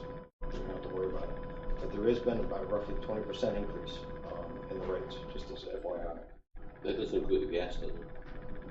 Or is the rate include the gas? On the contractual rates, it's just a flat rate per hour. So that includes their equipment? Their gas, their equipment, their insurance, all that. Okay. So it was good forward thinking on part of budgeting funds. It is, and I thank the board for that. So, if we have a light year, Perhaps you won't see the shovel at the end of the year. During the snowstorms, we have DPW construction inspection division staff. They're monitoring the contractors. So myself and a few others within highways maintenance, we're back in the office looking at the whole program. But the inspection staff, they're out in the field following all the contractors. The time they get called, they head out to the point where they return, unload the salt box, go home. They're out in the field with us, monitoring all these contracts and actually doing the inspections of the roadways. They find a road that's missed or needs some touch-up, they get a hold of the contractor and they get back over here, and they do it. I will compliment you on that. The way it's set up, each contractor has a specific geographical region they have to cover. I think it's working much more efficiently and effectively. Over the years I've lived here, now it isn't like Buffalo where you get 7 feet of snow, but at the same time, it's working well. I'm glad that people are able to use the system to go and see if your road been plowed, when was it plowed. The system is working well, so I compliment you on that. Thank you. And kudos go to the contractors and the county staff. And they're the ones out in the middle of the night pushing the snow. And even the staff have assigned routes. And that way they're focused on that route, fixed route. And they'll give it the attention that it needs. Chemicals and abrasives, as you know, we use road salt, calcium, sodium chloride. I gave you a little jar. It's just an example of the stuff we use in the roadway. We have 500 to 5,500 tons of salt on hand. Last year we completed construction of the new salt barn. It's got 4,000 tons of salt in it. One prior, we were lucky to get 1,500 tons of it. After each storm event, it was paramount we got a restock. With the larger salt barn, I can do an order for a restock. I'm not dependent upon that restock next event. I run the risk of running out. We also have the barn here in Leonardtown, almost 1,500 tons. Thanks to Randy Medinsky and his staff at Building Services, they did a rehab this year. Put a new roof on it, new lighting, new ventilation. Redid the entryway, made it a little bit larger for us, with the larger equipment. So I want to say thank you to him for that. We also have 500 tons of calcium chloride, or sand with calcium chloride back at the shop as a standby. Sodium chloride is good down to about 15 degrees. After 15 degrees, salt really doesn't do anything on the road. So we have the sand with the calcium chloride for the really, really cold events and or ice events. The calcium chloride, will melt ice below 15 degrees. It's been a number of years since we've had to get into that, but we have it as an alternate. We need it. We try to stay away from it because you can imagine the sand, when it goes down, makes a mess. So it's something we got to clean up. So we try to use it sparingly. Chemicals and abrasives, we piggyback the Maryland Department of General Services contract, currently Morton Salt. Last year we were paying $71.09 a ton. This year, $97.30. A 37% increase. Again, thanks to your looking into the future, budgetary-wise, we have the money in the snow accounts to deal with this if we need it at a moment. It's unfortunate, but with the price of fuel and everything else, this is what's there. We are maintaining the salt agreement we have with SHA, the 3-year agreement. If for whatever reason we run out of salt, we can go to SHA and borrow some or procure some from their salt barn in Leonardtown. We've never had to use it, fortunately, but not to say it's a good thing to have an agreement in place, have an alternate, have a backup plan. Does it work both ways if they ever had to come to us? It's a one-way street with it, but now that the St. Andrews Salt Barn is as large as the one in Leonardtown, if not maybe a little larger, we'll see. We'll see. But again, fortunately, we've never had to use it. Recovery phase. So once the snowflakes have stopped, the blue skies are starting to come out, the wind's blowing, we're still out there. We're pushing stuff back to the curb. We're trying to open up the inlets so that as the snow begins to melt, it runs off. We don't want it ponding in the roadway, creating sheet spikes. So we'll stay out there until we get everything shoved back over to the, either the curb or the open ditch. We'll inspect the drift areas, areas where we know we have drifting problems. We'll go back and check those again. Cold spots, steep slopes, we'll treat those again so that there's less likely chance of refreeze. Relocate equipment for higher impact areas. Hey, look, it stopped snowing, but we still got 2-3 inches on the ground up north. And down in Ridge, it's dried asphalt. We'll send stuff north again. Again, we're always in flux. We'll begin the repair, service, and cleaning of equipment. We power wash all the dump trucks and the heavy equipment every storm event. We try to prolong the life of the equipment as much as we can. In spite of that, we're lucky to get 10 years out of a dump truck. The salt is rough on the equipment. We restock the sand, salt and sand inventory. We acquire the daily logs and invoices from the contractual support. Start working with Jeanette to get those folks paid, as well as the county staff timekeeping. A shout out to our person down in highways, June Williams. She's our fiscal person. She comes in when we do, and she starts working on payroll right away. She's at the phone taking calls from the public, so that when we're done, payroll is almost done, and it works well. Just trying to stay with it instead of dealing with things after the fact. Post-storm assessment, repair shoulders and potholes. You filled the potholes with the coal mix prior to the storm, and the plow comes through and pluck some of the stuff out. So we've got to go back and fix that. Mailboxes, we start getting calls, for those. County policy is if the plow or equipment actually strikes mailbox or the post, we will replace it. The snow coming off the plow takes it out. It's not us. We didn't strike it. It's just the material coming off the plow. We encourage folks, if there's going to be a heavy snowstorm, remove the mailbox just for a night. It's simple. You can put a sleeve in the ground, lift the whole thing out, put it in the garage. After we come through, put it right back. We encourage folks for that. We get a lot of calls about this, as I know you do too. The state highway replace mailboxes that they may strike if that happens? I believe they have the same policy as we do. I mean, they're probably less likely. They probably have wider shoulders on most of the roads. I wouldn't say less likely. They have the wider shoulders, and the mailboxes maybe aren't so close, but they tend to run a little bit higher speeds. So the material coming off the plow is moving a little faster and has a little more impact on the plow. That gets to be the thing that gets people, is especially when it starts to melt. Oh. And they're starting to take care of their shoulders. Yep, when they're plowing back. And they're plowing too fast. But you need that speed to get it. You do. Off. You do. And unfortunately, the mailboxes take a beating. Yeah. The plastic ones in the wintertime, they become very brittle. Post that's been in the ground 5-6 years. 7 years is not much to it at the base. It's likely going to go over. But we do our best to stay away from it. Clearing of public sidewalks. Back in 2015, the previous board approved an ordinance to clear sidewalks along public right-of-ways. The adjacent landowner is allowed 72 hours to get the stuff cleared up, get the sidewalks cleared, all precipitation removed. Have you ever wrote citations? No, sir. Huh? No, sir. I never did support that idea. We have not. Thank you. And then, assess the snow routes and assign equipment. The next day, after we've had about 4 or 5 hours of sleep, taking a shower and come back, we go, all right, let's look at the storm. What can we do different?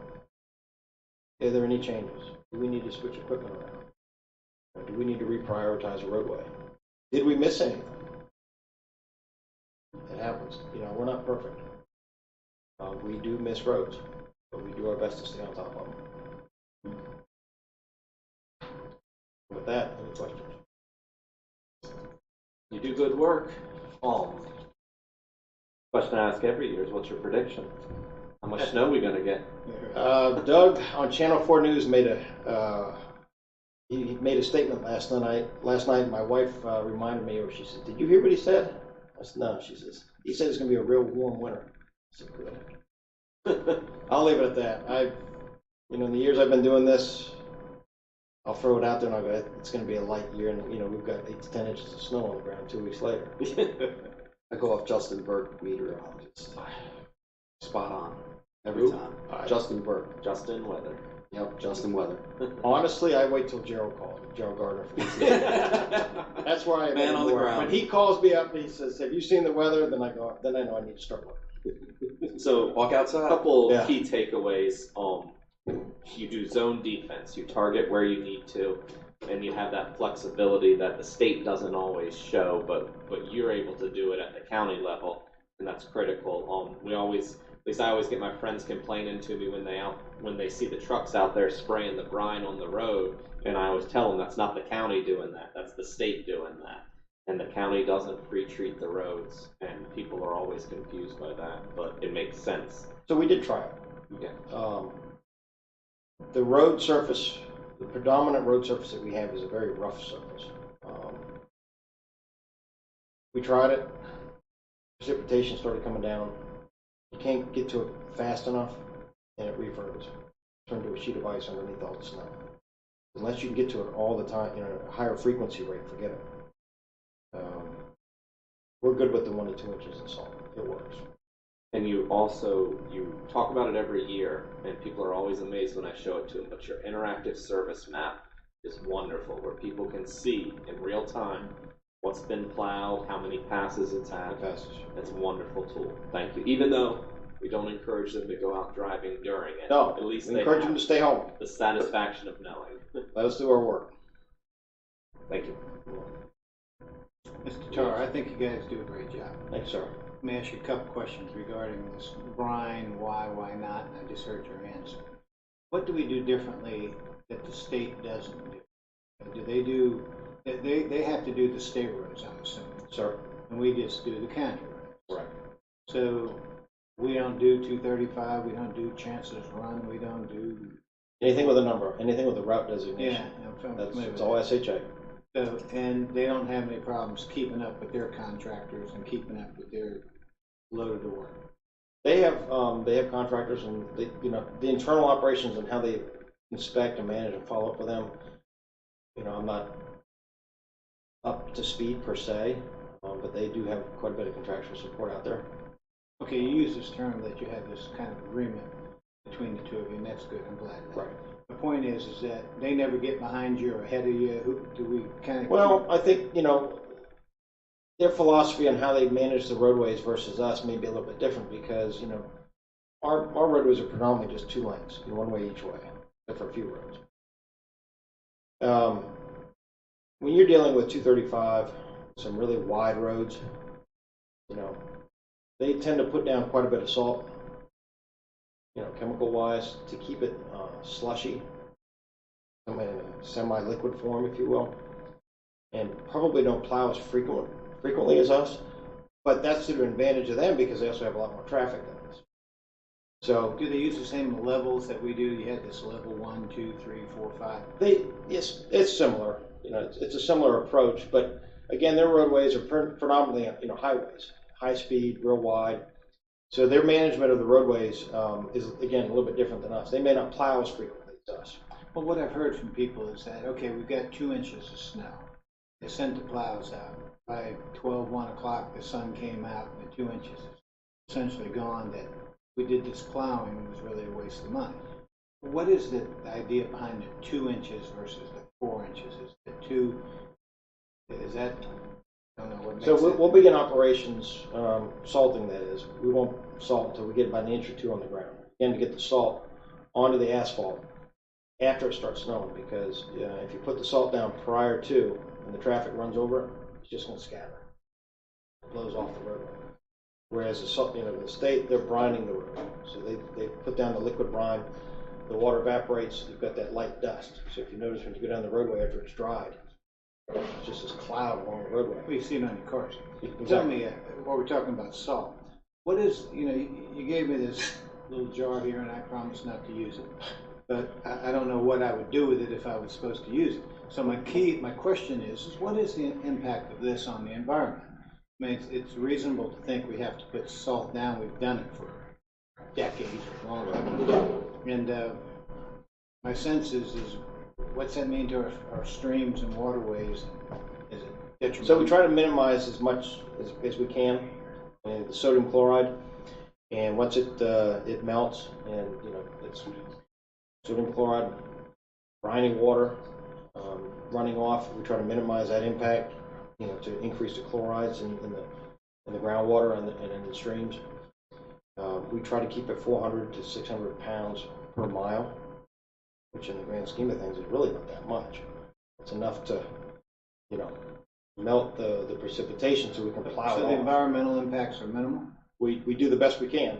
We follow the norm, 400 to 600 pounds per mile, so that the impacts are minimized as much as possible.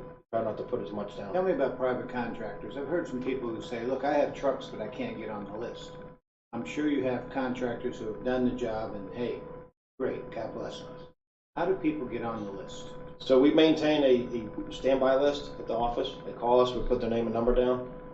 And if somebody doesn't come back 1 year, or if mid-season, a contractor has one piece of equipment and it's down and they don't want to spend the money to replace it. I guess my point is, do you reach out to them, or should they reach out to you? They can reach out to us, but we do have a standby list.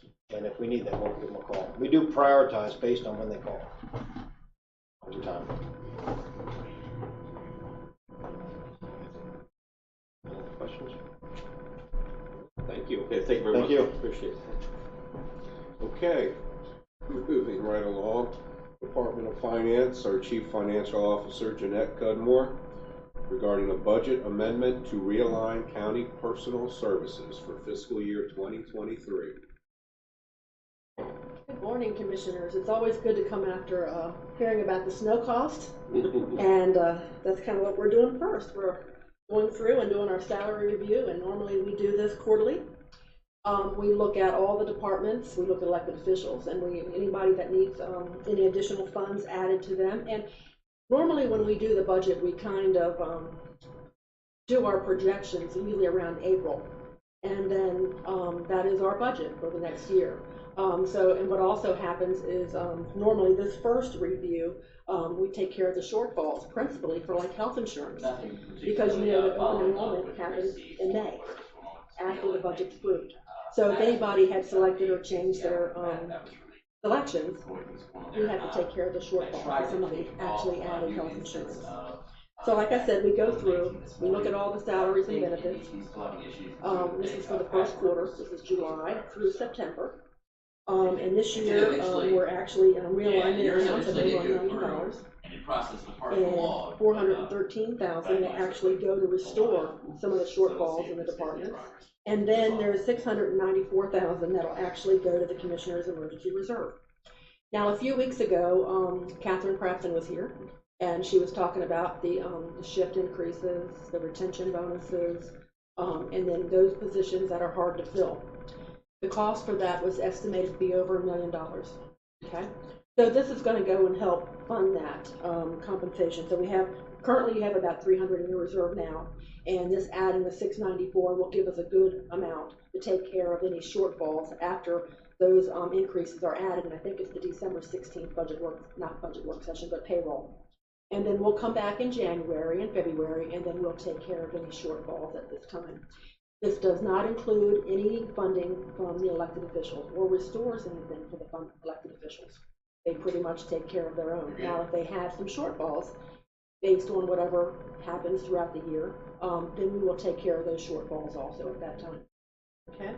So like Rick Tarr had said, we actually added the $850,000 this year to the FY 2023. This is the first time we've been trying to get that approved for many years.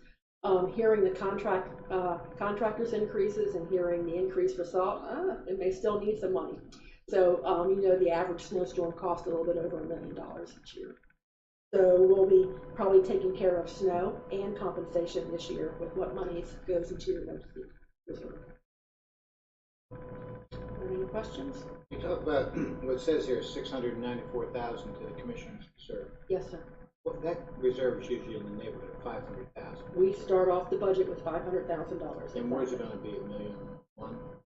It'll be about a good $1 million right now. Yeah, after we do this increase. Could be above right. We're currently sitting about 300. Okay, could be close to that. Yes, sir. I move to approve the budget amendment to increase the salary and fringe accounts and increase in the Commissioner's Emergency Reserve account in the amount of $694,889 due to salary savings. Second. Have a first and second, all in favor? Aye. Opposed?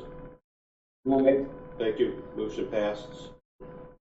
Next up is also from the Department of Finance for the capital improvement projects funding from the FIN 23 reserve. And this is also something that we come to you periodically throughout the fiscal year.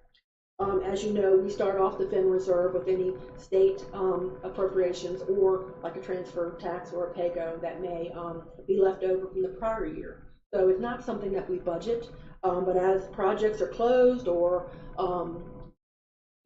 things that are needed, we kind of flush through that FIN reserve, and this is the FIN 23.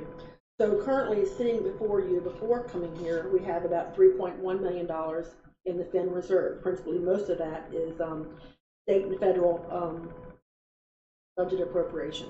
Okay, so we are taking, there's like 5 projects that we're now taking funds to help fund. Any deposits I don't bring to you, I just go ahead and increase the reserves with the deposits.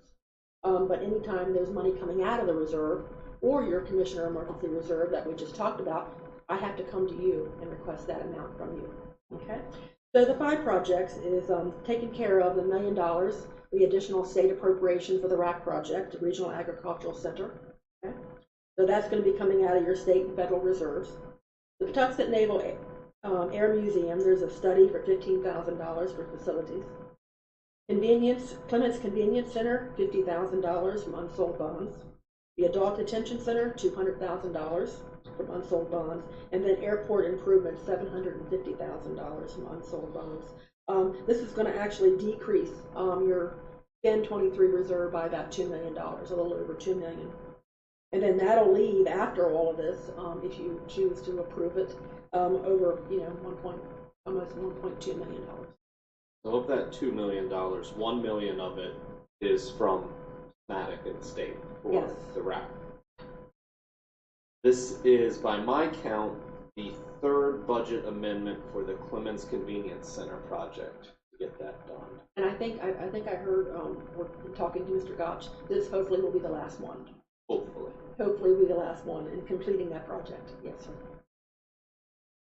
Vote to approve the budget amendments, decreasing the FIN 23 capital reserve by $2,015,000 and increasing projects Regional Meat Processing Regional Agricultural Center, otherwise known as the RAC, Adult Detention Rehabilitation Center, Patuxent River Naval Air Museum, Clements Convenience Center, and airport improvements and sign related documents.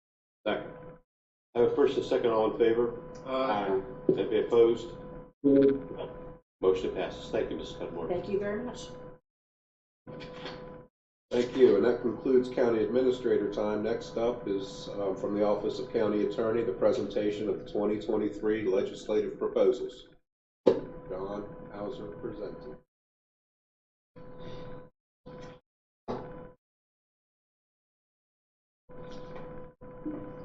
Good morning, Commissioners.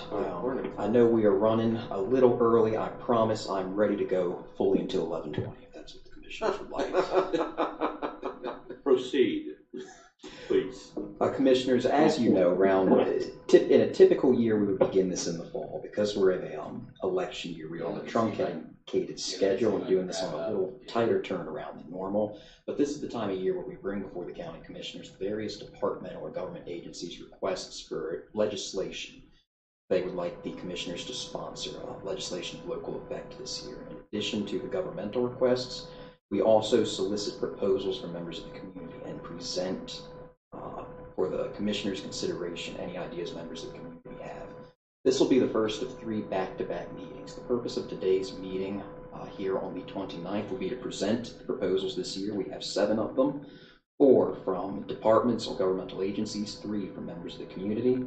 It's to discuss what these proposals are, to solicit questions the Commissioners might have about them, their impact, how they might be accomplished, writing up the bills, and then to see if the Commissioners would like any further development, review, tweaks to these ideas, proposals, and if the Commissioners have any additional proposals they'd like us to look into in the week we have before the second meeting on December 6th.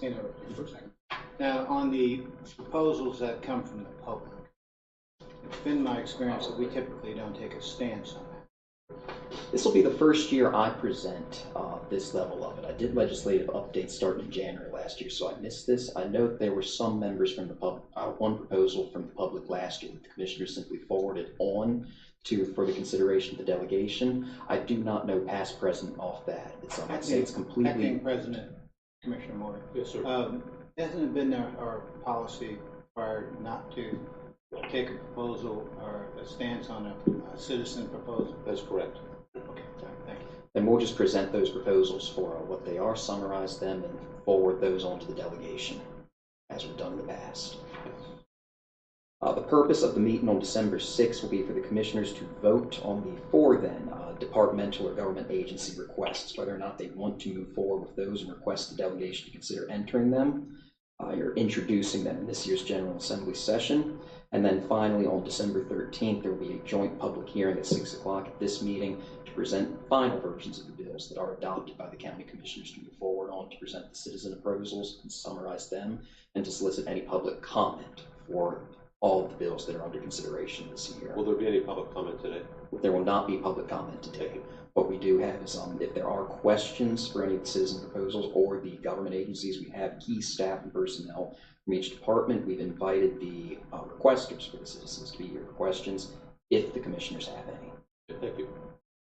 Then moving on to the first of the 7 proposals this year. The first 2 both come from the Department of Finance.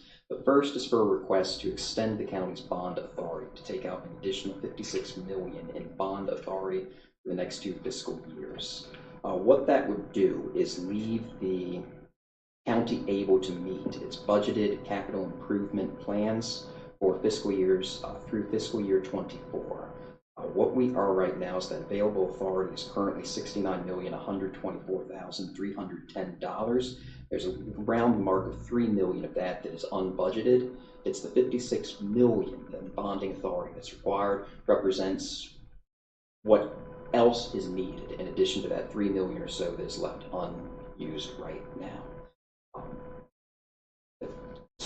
Proposals like this are fairly typical. We've certainly encountered them before. I will say Ms. Cudmore did a wonderful job summarizing the request. If there are any questions for the bond authority, we're here to answer them. I also have Ms. Cudmore in the audience to field any questions about budgeting or questions such as that. I don't know about the rest of the commissioners, but there's two voting members that have not been sworn in yet, and I personally don't want to waste staff's time asking questions that may be redundant and or a different viewpoint on December 6th. So I don't know if this is more briefing just to go through it, and so you don't have to do it again on the 6th. I mean, it's certainly a weird, it's an atypical situation we find ourselves in with an election year. There just wasn't fortunately enough time on the calendar to get the 2 new commissioners sworn in and still be able to present. The idea was just bring this, if there's stuff this body of the county commissioners would like us to look into that they think will be useful for us to have ready in time for the meeting on the 6th, we're happy to do it. Otherwise, I'm happy to defer to the commissioners and treat this as a simple briefing. Maybe actually get out here in 20 minutes. I'd accept this as a briefing. Cotto Strasser, who will be sitting up here in the future, Commissioner Guy's on the phone, so you got 4 out of 5 at the present time, but I think it's good. As you said, the schedule is truncated due to the election, the swearing in, and the legislative calendar that has to be adhered to on the other side. So let's just go ahead and, if there's questions for you, we'll just ask them away. Understood. And all I will say in addition on bonding authority is, again, the limits that are set is a rise in the overall bonding authority is tied to, we can only take out aggregate amounts of debt tied to a certain percentage of the taxable real estate base. Here in the county, that overall aggregate limit is 3.15% of our taxable base. 40% of that 3.15% has to be set aside for Metcom and their projects. The remaining 1.89% is the amount of the debt limit we can have for capital improvement projects such as this or other projects that would be financed through public debt. We will be within that limit, well within that limit, if this bonding authority bill is ultimately proposed and debt is taken out. The second proposal from the Department of Finance is an extension of the county transfer tax. This is a real estate and excise tax similar to the recordation tax. There's a state transfer tax. This applies to the county's ability to assess a transfer tax. What it is that the current legislation has our ability to, the county's right to set a county transfer tax expires in 2024. All this bill does is extend that time period, correct? For how long? For a few years. I think that we do, give me 1 second before I speak out of turn. Is that I believe we are seeking another 4 years on this one. Let me make sure of that.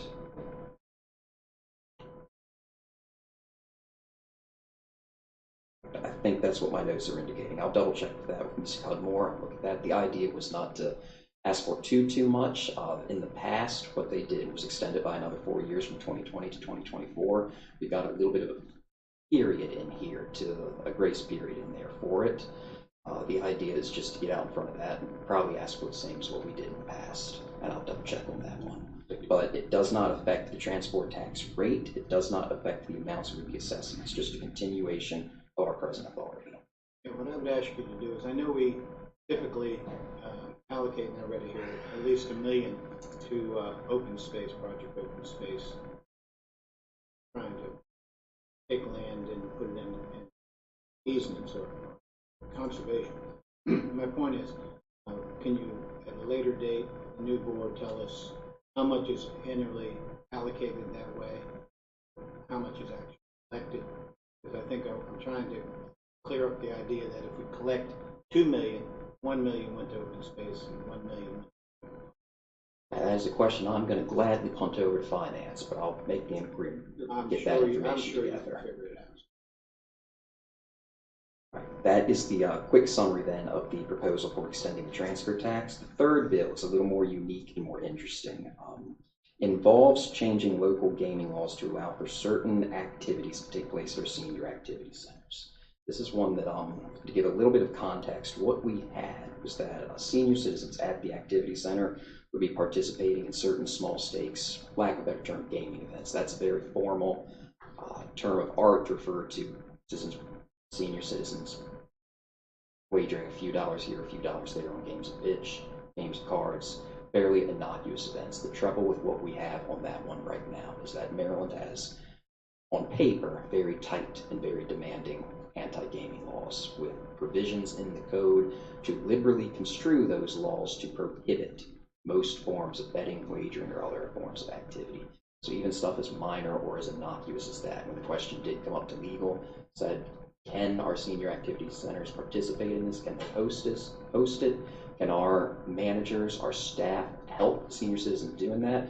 Unfortunately, our answer had to come back that that's the way we read the law as it is, it would be prohibited. There was a fairly sweeping expansion of home gaming laws in 2016 that allowed most small stakes, card games, and dice games to be played among pre-existing social groups, home games, in other words, and in the common room of senior living centers, but not senior activity centers.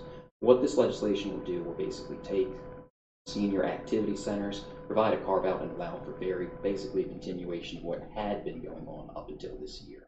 We've got various workarounds right now, such as having the Senior Center Site Council, which would qualify as a charitable organization that fits into some of the exemptions of the current anti-gambling laws to do stuff, but if they're volunteers, it would be easier, it would be more streamlined for staff to be able to step in the system and add things like this into their programming.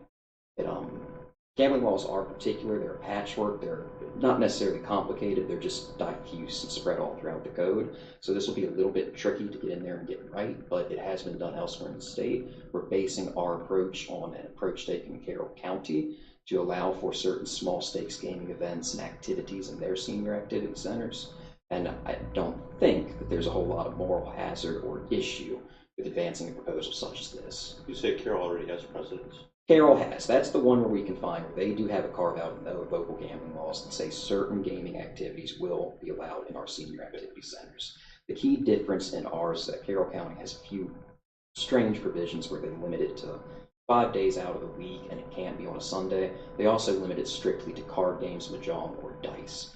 And ours is a little bit more than that, and then we're trying to get in bingo, pitch, etc., and to fit what our senior activity centers were doing. So there's a little bit of daylight between their law and ours, but the thrust of what we're trying to do is largely the same. I think I can say with confidence that we can get this done without turning our senior activity centers into gambling halls of ill repute. Ill Put repute. slot machines. No, I will resist mightily any effort to write slot machines into this one. I think that could be a kiss of death. Hauser, I think it's important to point out, the reason this came up is I played pitch with some ladies who are 90 and 80 years old on Mondays at the Elks Lodge. And the point is that the 90-year-old came in, Mary Kitten Britton, wonderful lady, said, look, I got a bone to pick with you. We play bridge at the senior center and we pay $1. There's $12 is the pot. First place gets $5. Second place gets $4. Third place gets $3. They said they had to get an attorney, get an opinion from the county attorney. Was that gambling? And they said, yes, it was. Now they play for 4 hours. And the top point getter, my turn, gets $5. They're not gambling. It's fun. And they just thought it was government overreach. Now, I did reach out to Ms. Harris from Aging and Human Services and said, hey, can we fix this? And she said, we need legislation. But secondly, she said, you know, we have other senior centers that play other types of games. Pitch, I guess bunco or some game like that, yeah. And so anyway, I think this is a good idea. It definitely is not designed to allow someone to make some money on a Tuesday afternoon playing bridge. It's pretty valuable. They play bunco. A lot of groups play bunco at night and pay for the same high stakes, except there's gossip and food involved. Yeah. And this will be a real fun one for Well, I somebody think to it's take called forward. bragging rights. Yeah. Hopefully we'll find a delegate that'll champion it for us. Yeah. We'll find, yeah, at least one. At least one, yeah. And if there are no further questions on gaming events in senior centers, the fourth proposal comes from Metcom. What I'd like to do is briefly defer to Mr. Erickson, who, 3 reasons. One is I do not want to contend and put my expertise and knowledge of the subject matter against Mr. Erickson's. I think that'd be ill-advised. The other reason is that this is a continuation of an ongoing effort of cleaning up this section of the local law that predates my involvement here at the county attorney's office. And I think it predates your birth. Good morning, Commissioners. Good morning. Thank you again for entertaining some text amendments on behalf of the Metropolitan Commission. These are not necessarily that substantive, but there's always 1 or 2 in there that have some meaning for us. The first 2 amendments, we've also taken liberty to present this in a legislative format just for ease of reference. The first 2 are very simple. They're the definitions section in section 113.1. Interestingly enough, there is a section in the code in section 113.5 titled New Facilities, but there's no definition of what a new facility is. We're simply inserting the definition of new facility, and you'll note that as item J. On the second set of amendments, also in the definitions section, would be the definition of service area. There's actually a reference to the county's comprehensive land use plan with respect to defining service areas, and that reference is actually incorrect. That reference should be identifying the comprehensive water and sewerage plan as the source of service area. So that's just a small correction. The third amendment, which we think is very important, is the fact that I think when this was originally written, there was no intention of it applying to refunding or refinancing. By strict definition, whenever you refinance or refund, you're incurring new debt. It happens to be under different terms. The last time we went through a refunding effort, we reduced our interest rate from about 4% down to 1.7. We closed on July 1st, 2021. We thank the board for your support. We saved our customers almost $2 million, a little bit over $2 million in that refunding effort, but it was over the same term, only a more favorable interest rate. This request is to ask the Commissioner to support the ability for the Metropolitan Commission to remain nimble when it comes to refinancing and incurring not what we believe is new debt. It's refinancing prior debt, not at a cost of incurring additional debt. For example, if I received a favorable interest rate and refinanced over 30 in lieu of the remaining 10, I could actually incur over that time additional debt. even though I'd lower my payment. We're trying to make this applicable to only cases where the county commissioners don't have to back us in full faith and credit for any additional debt. We almost lost the opportunity to refinance last time. We had to come before this body twice and our board twice to make that happen. It just so happened that those Tuesdays and Thursdays worked in a perfect storm for us. Okay, now here's the thought process. I read this, and my thinking was this. You usually do refi to get lower rate, which obviously is a savings, which is a good idea. Yes, sir. But 8 years ago, when I first got on this board, you had a lot of debt that had incurred based upon, oh, these are good interest rates, let's get the loan now. That Hickory Hills water tower has been one that's sitting in the back of my mind. We took the loan on it. Metcom took the loan on that in 2010 and been paying interest and principal 6 months later, and that thing has taken 12 years ago. That was it. Wasn't your fault. But that was an example of government waste. My point to you is this, that going forward, I agree with the idea that you need to have the ability to lower interest rates whenever you can. Given what we're seeing currently, I don't think that's going to happen anytime in the next couple of years. So I would say to you, you need to give us notice. Maybe you don't need our approval, but you need to give us notice of when you're going to do something having to do with any of your debt. Not that we're going to say, no, wait a minute, whatever. But I think it's only professional courtesy. Absolutely. Since we have to guarantee your debt. And also you take up 40% of our borrowing authority. So that's an important function that happens between us. But I think under your leadership, Mr. Erickson, it's been done very well.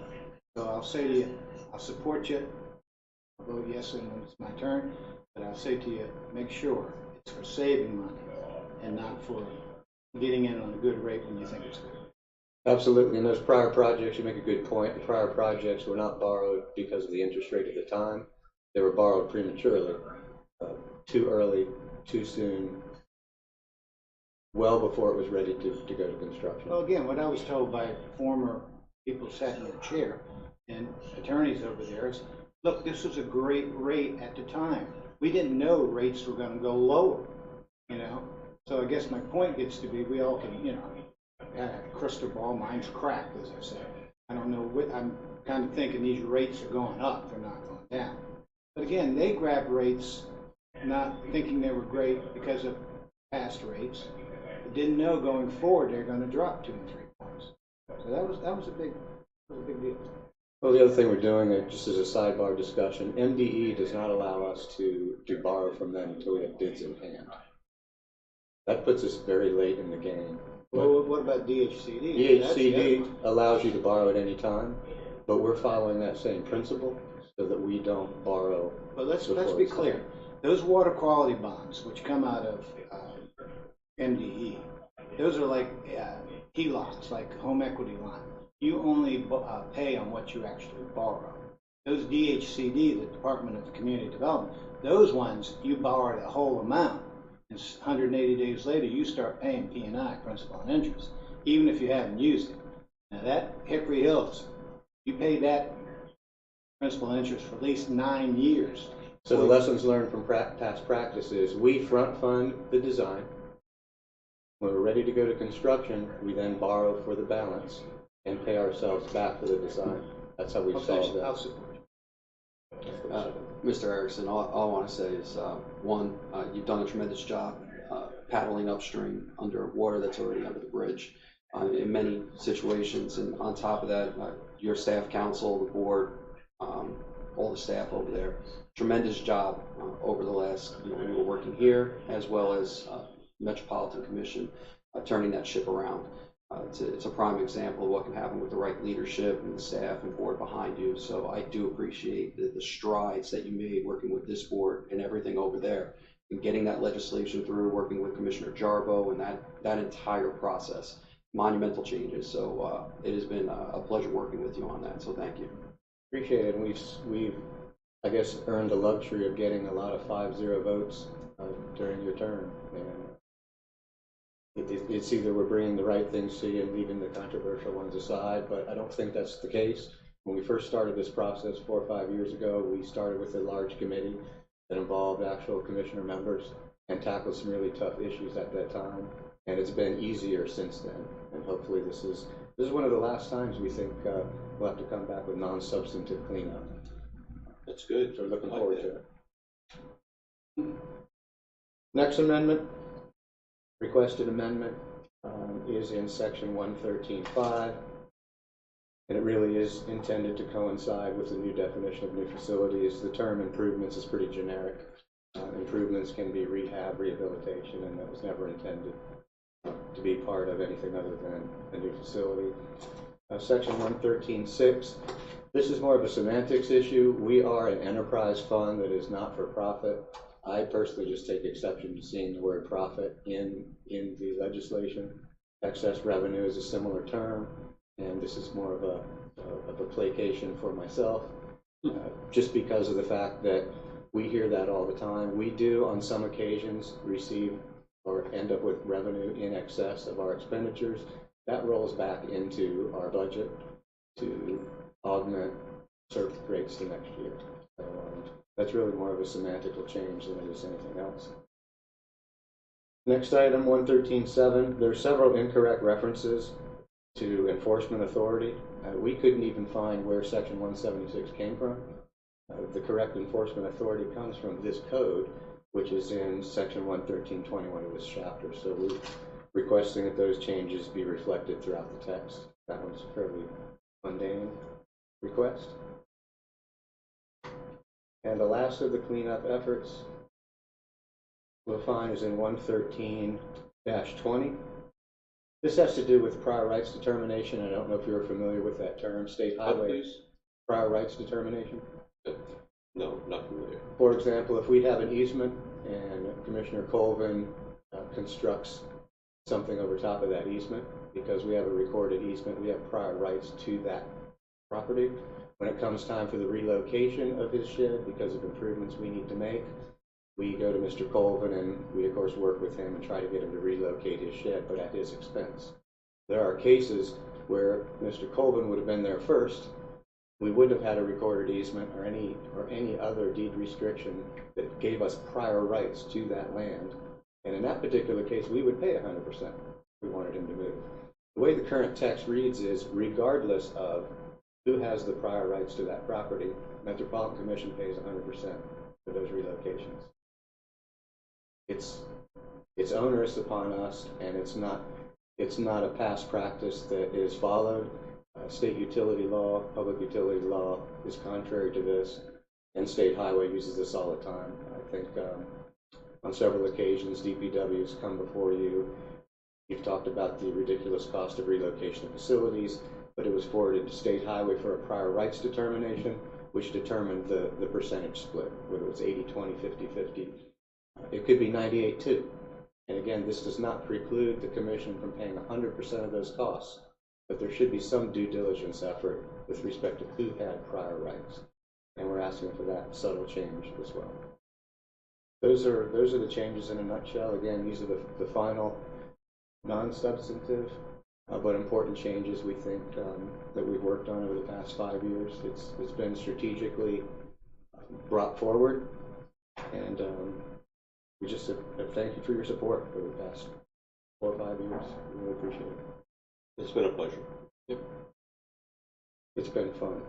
But yes, it has been a pleasure. The dialogue's been well exchanged. It hasn't been adversarial, and we just really appreciate the confidence you have in the commission. And thank you for selecting board members who've really rounded us out well. I can assure you that the questions that are asked are asked very diplomatically, but also very pointedly, and they read all the material. You only have 5, we have 7, and between the 7 of them, there are a lot of really, really good questions, and we thank you for appointing really, really good representatives for this community. Thank you. Any questions? Sounds good. Thank you. Thank you, George.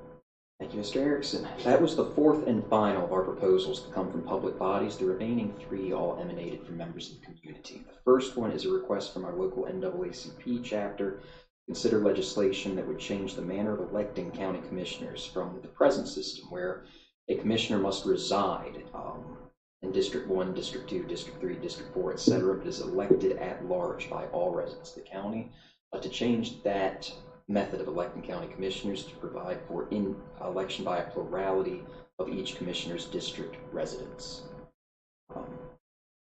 Any questions on that one? The request is fairly straightforward. The next proposal comes from Ms. Pamela Mann. It is similar in that it also requests in-district voting. The difference between Ms. Mann's proposal and the NAACP's proposal is that Ms. Mann suggests requiring in-district voting for not only county commissioners, but for our local Board of Education members as well. Again, similar to our method of electing county commissioner, members of the Boards of Education are elected at large, even though they must reside from the district. Her request would be, in addition to moving to in-district voting for county commissioners, to moving to in-district voting for Board of Education members as well. The seventh and final request, or for a proposal, also comes from Ms. Mann. Her request this year, or for this one, is that all local offices, aside from that of county commissioner and legislative districts, or members of the legislature, and the mayor of Leonardtown, everything down ballot from that would be turned into a nonpartisan election.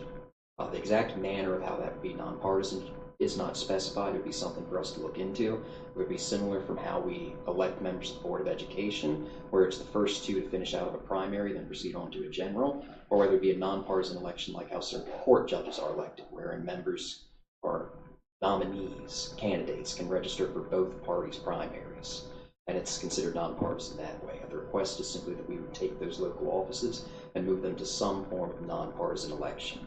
The tricky thing about that one would not that it would be impossible if anybody would be inclined to move that way. It's just that it would require fairly more significant changes to the election law article than what that might entail. The only reason being is that the election law article is about 204 pages long when you print it out. The way it is written is designed around contested primaries, partisan elections. That's just how the state is.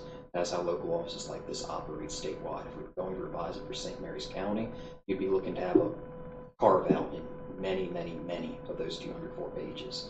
Not to say that it would be impossible, just that if it were something that we want to turn around in time for this year's legislative session, it'd be a lot of writing and a lot of work that would have to be done in a relatively short time. That's all I'll say about that one. Any questions on the citizen proposals? And I'd also like to note that Ms. Mann, fortunately, was at work, is not able to be here to answer any questions about her proposals. We do, though, have Dr. Walthour and other members from local NAACP here to answer any questions about their proposal, if there are any. I just have one general question for you. Can you please explain, because this was asked to me, the, and I don't want to get it wrong, the referendum process in a commissioner county? Off the top of my head, I would be unable to do that one. The best I can give you, Commissioner O'Connor, is when I come back here a week's time on the 6th to ask that one, I will have that briefed and ready to present and answer the question. Now, I know, unfortunately, you won't be here to have it, but I will. That's fine. It's for the people that ask. So I understand. So we'll follow up on that. I do not want to say my general understanding and say anything that turns out to be correct if I'd have to wind up coming back here to correct it. That's why I didn't answer it, and I didn't call the local board of elections. I didn't want to be wrong in that process and give ill advice. So sure, you'll have at it with your labor of love. So I will brief that one, but I just don't want to say anything that could wind up getting me or my boss in trouble when I have to come back here in 7 days with egg on my face saying, well, it's not quite that, commissioners. There you go. Any other questions? You look like you got some thoughts. Oh, if I'm recalling correctly, a referendum has to be approved by the General Assembly. That's my understanding as well. I just don't want to between the confusion between charter counties, code home rule, or anything like that, and that's what I was holding out on. But that's also my understanding, is that if we're going to put it up for, some states are different. California is just very, very frisky when it comes to referendum. Maryland is not one traditionally. That if it's going to be the people wanting to vote, it's got to be sent to them by the House delegate, by the General Assembly. Thank you, Mr. Hauser. We now come to the fun part of the agenda. Thank you. Thank you. Commendations. Before we begin, I want to recognize Gretchen Hardman, sitting back there in the yellow shirt, sweater. If you wave to us, please. Amy's got you on TV. Gretchen's also going to be leaving, I think. Go stand up, say hi. Come on up.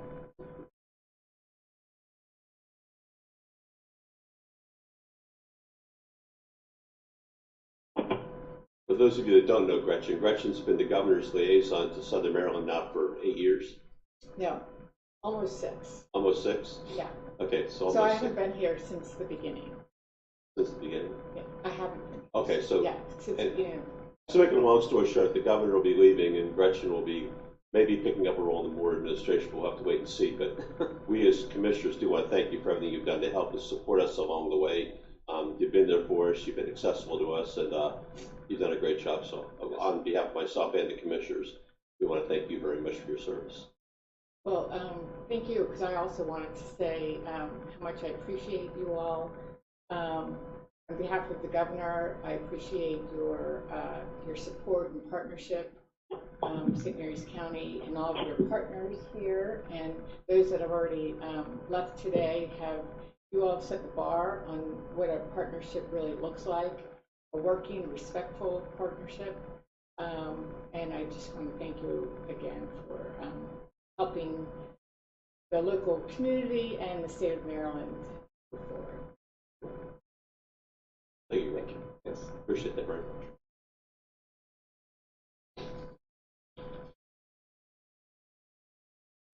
Okay, we're going to move on to accommodations. Mr. O'Connor, you be first.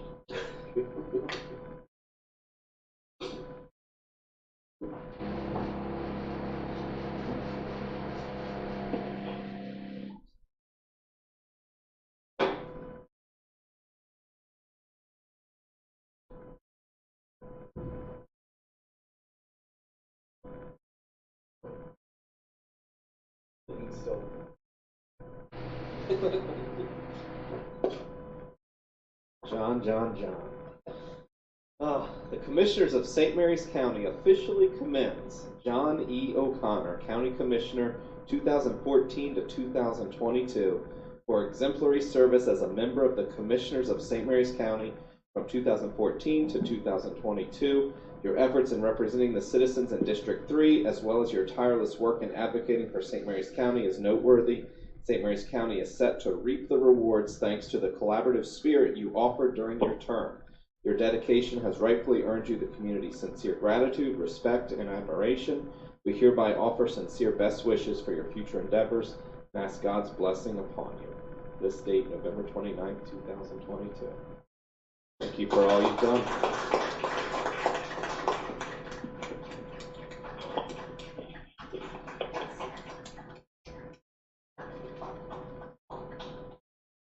I know we have commissioner time after that. After this, it has been the utmost extreme honor, privilege to serve every single person in this county. Working with the staff here who make the wheels turn every single day has been a monumental learning experience for me from day one. And I take that knowledge with me. I try to bring it to every single place that I go to, and I often speak of each and every single one of you in the highest regard, my colleagues throughout the state when I'm working in other local governments. You do set the bar very, very high, and the standard I try to bring to other places is what are we doing in St. Mary's County, because I truly believe that is the right way of doing things, and that is a credit to all of you. Every single staff member, it doesn't matter what capacity in St. Mary's County government, has always had the dedication to serve. And it is bittersweet standing here, walking away, but I know that living in this county is where I want to be, knowing that all of you are here serving, and you're going to carry the mantle on, and the next elected officials are going to be here to do the same thing and serve these people. So I thank all of you for allowing me to sit in this seat, allowing me to work with you, allowing me to gain your knowledge and grow from there. Thank you so much for all of you. Commissioner Hewitt, thank you very much. I know throughout the years our relationship may have been tenuous back and forth at the table, but I have learned a lot from you, and I do appreciate you and your service. I do, from the bottom of my heart. Commissioner Colvin, dynamic duo sometimes, and I appreciate it. Yeah, the squad. Todd, always good, always a pleasure, and a guiding force. And Commissioner President, I know you're on the phone, and I just want to thank you for your tutelage and experience, even though you are an Air Force veteran. It's okay. Go Army. Thank you very much.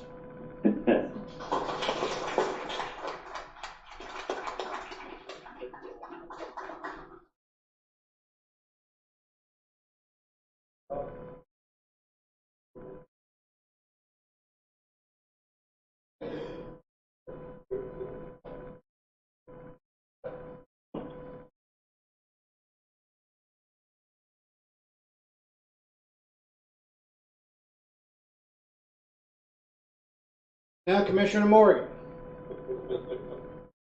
Look, what can you not say about Todd? Great guy, biggest guy in the room most of the time. Lord knows it's been a pleasure serving with Todd. And what I like to say about Todd is he thinks about what he says before he says it. And usually it makes sense when he's done. And it kind of makes us all better commissioners by bringing up vantage points or ideas that maybe we didn't think about. But, you know, it's a good thing. Now, he's from Buffalo. And Lord knows, when you get 77 inches of snow, maybe that makes you just a wiser, smarter guy, you know, having to deal with things like that. But I first met Todd, back in the 80s. Came up by my gas station, had a house down the street. Was a good customer, and his wife is late wife, Maria. Wonderful people, wonderful kids. Been a great addition to our community. And Todd, going on the delegate, we're going to be calling you. We're going to be asking you to help us out. And good news is, Todd is kind of like Jerry Clark. He's got 12 years of this commissioner under his belt.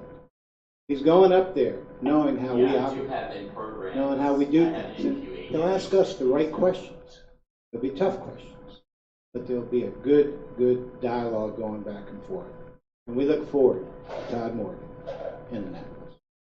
Todd, the Commissioners of St. Mary's County officially commends Todd B. Morgan, County Commissioner, 2010 through 2022, for exemplary service as a member of the Commissioners of St. Mary's County from 2010 to 2022. Your efforts in representing the citizens in District 4, as well as your tireless work in advocating for St. Mary's County, is noteworthy. St. Mary's County is set to reap the rewards thanks to the collaborative effort and spirit you offered during your term. Your dedication has rightfully earned you the community's sincere gratitude, respect, and admiration. We hereby offer sincere best wishes for your future endeavors and ask God's blessing upon you this date, November 29th, 2022.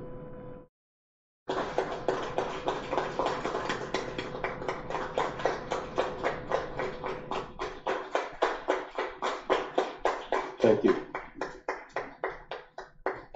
So as Commissioner O'Connor said, we still have commissioner time. So I'm not going to prolong this agony for you guys. It has been a privilege to serve this county for 12 years. I never thought when I started this, and I talked to my wife years and years ago, why are you doing this? And I said, well, we sold the company and I'm Peter Pan. I got to figure when I grow up. And I guess I'm still growing up if I'm going to go up to Annapolis trying to figure this thing out. But to the citizens out there, to you, I owe my greatest thanks for everything that you've done to support me, what you've taught me, what I've learned, and what I've tried to put forth on your behalf. To the department heads and to the staff, you've been my back. I've tried to cover your back and try to make things better for everyone along the way. But to me, it's just been a privilege to serve you. I never expected I'd have lasted 12 years in this, but I have. And fortunately, I'll be going up to Annapolis, and as Commissioner Hewitt said, taking 12 years of knowledge is really good considering what I've seen in the new the legislature. It's also a privilege to be the first commissioner in 50 years to go from commissioner to Annapolis. The last commissioner to go to Annapolis was John Parlett Sr., who was previously deceased. So I'll have more to say at commissioner time. Thank you guys, everybody. I appreciate it. It's really been a privilege to serve you as your commissioner for the last 12 years.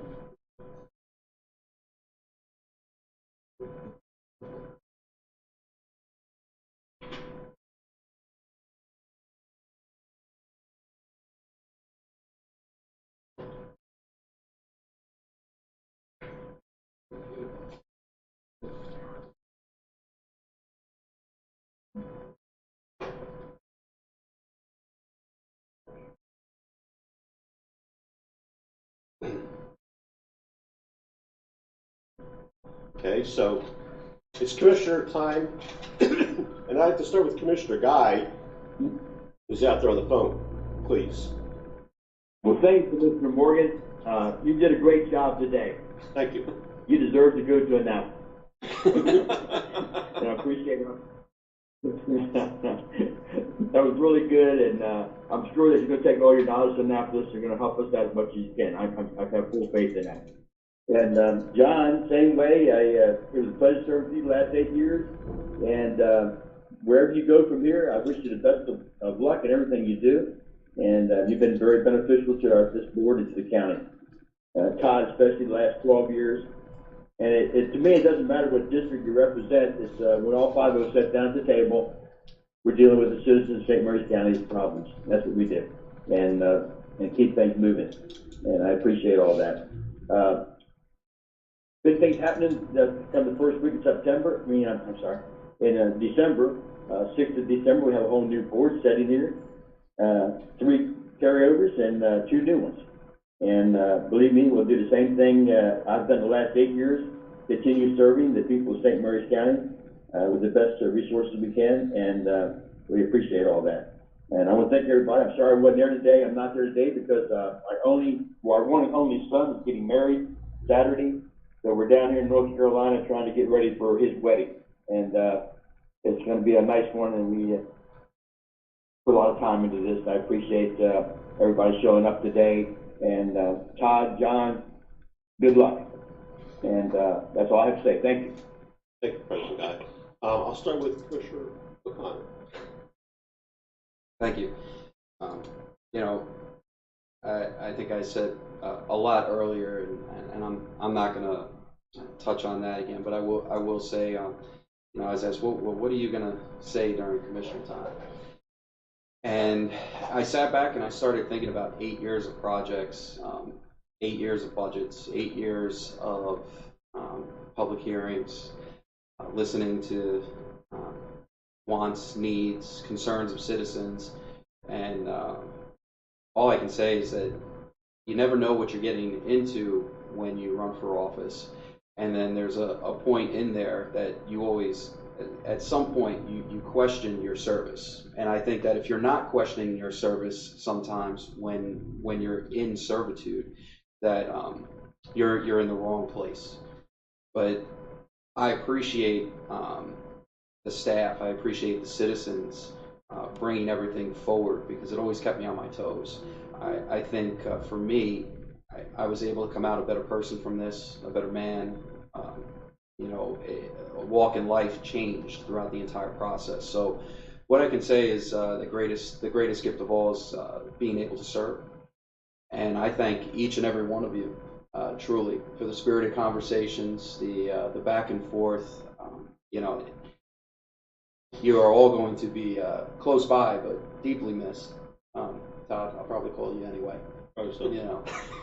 But thank you again, and just please continue to keep your hearts the way they are, and with the people for this county. And I'll always be available, and we'll see what the future brings, and we'll go from there. But thank you very much for allowing me to be here. Thank you. Thank you. Commissioner Hewitt. Well, I want to say good luck to the commissioners leaving. Todd, you're going up to Annapolis, you know, that's going to be a good thing for us, I think. I mean, look, you and I have always talked on different sides about taxes, issues, but we both had our hearts in the right spots. And I'll say to you, good luck. Being a Republican in Annapolis might be a sizable shift for you, you know. Seems like St. Mary's County is a little bit nicer. Commissioner Connor, I'll say goodbye.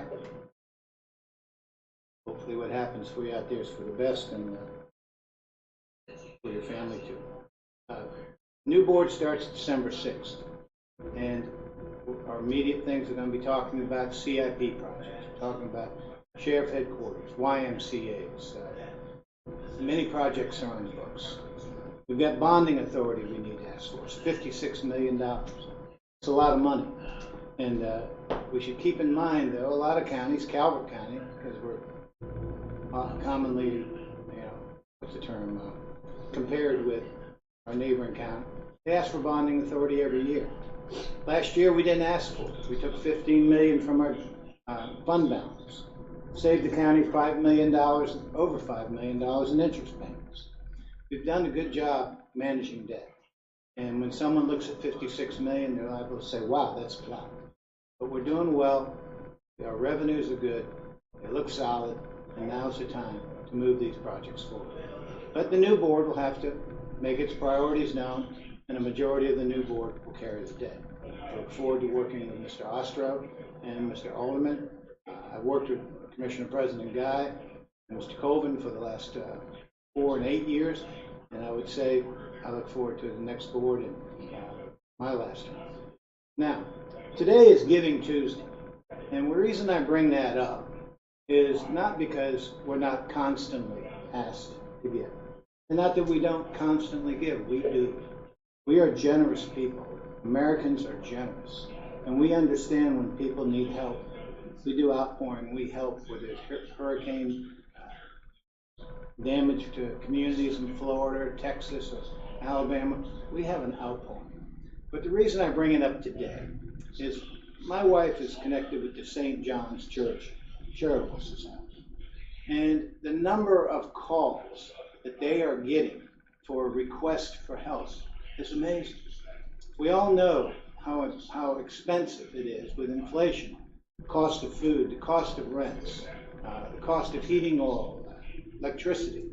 And families are very much compressed, very much under pressure right now to meet their bills. My wife tells me about sometimes she gets off the phone and she wants to cry. People are having a tough time.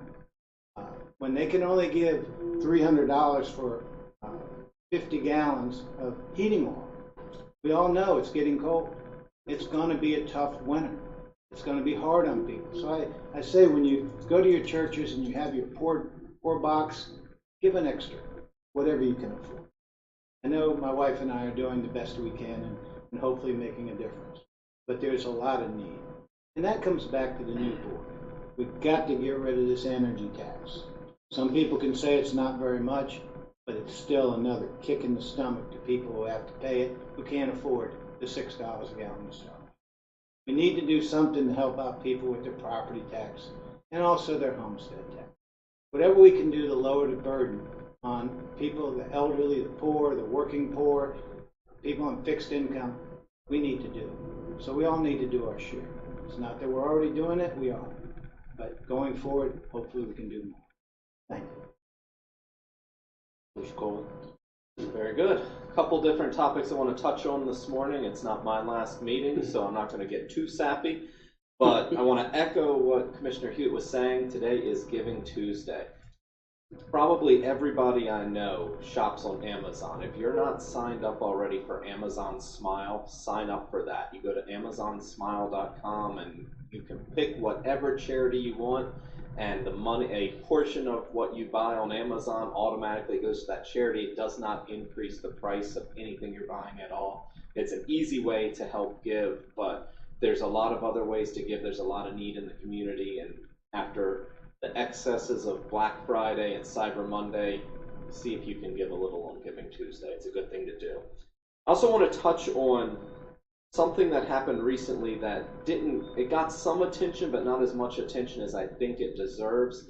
Kennedy Krieger Institute is opening a new branch in St. Mary's County at the University System of Maryland at the Higher Ed Center there. They're taking over Building 1 there. They're going to be renting that. This is a huge deal for our county. We are required by law, like we should be, to provide an education for every child. Some children we are incapable of providing it in-house in our county, and they go to Kennedy Krieger in order to get the specialized services that they need, and they sit on a bus for 2 hours to get to Baltimore. Senator Jack Bailey was able to get a location in Southern Maryland, and then he helped to facilitate that location being in St. Mary's County. Huge thank you to our senator. It is a big win for our county. It is a really good thing, so I'm excited to see that happen. Coming into December, the 2nd District Volunteer Fire Department and Rescue Squad in Valley Lee is having their first ever tree lighting this Friday evening. Weather's going to be great. Come on out. 6 to 8 p.m. they're going to have a fun time. There's going to be a lot to do there. It's going to be really good and a good organization to support. So if you're looking for something to do on Friday evening, come out and join them there. And last, I want to touch on, this is our last meeting of this Board of Commissioners. So best wishes to Todd and John. Thank you for all that you've done. Todd, don't forget us here. Don't forget where you came from. Your success is our success. So do well in Annapolis. Thank you for that. I spent a little bit of time reflecting on the past 4 years for my first term. It's a whirlwind. It's incredible that it's flown by so quickly, and we have a lot to show for it. This was a difficult time everywhere over the past 4 years with COVID, with everything that happened. And we saw a lot of change in our county and a lot of positives and some challenges that are still ongoing challenges. So it was a very important 4 years, and I think going forward into the future, we'll be able to look back at this 4 years and see the results of a lot of what we've done. And I thank you all for the opportunity to serve. It's not something I take lightly. I very much appreciate it. Thank you.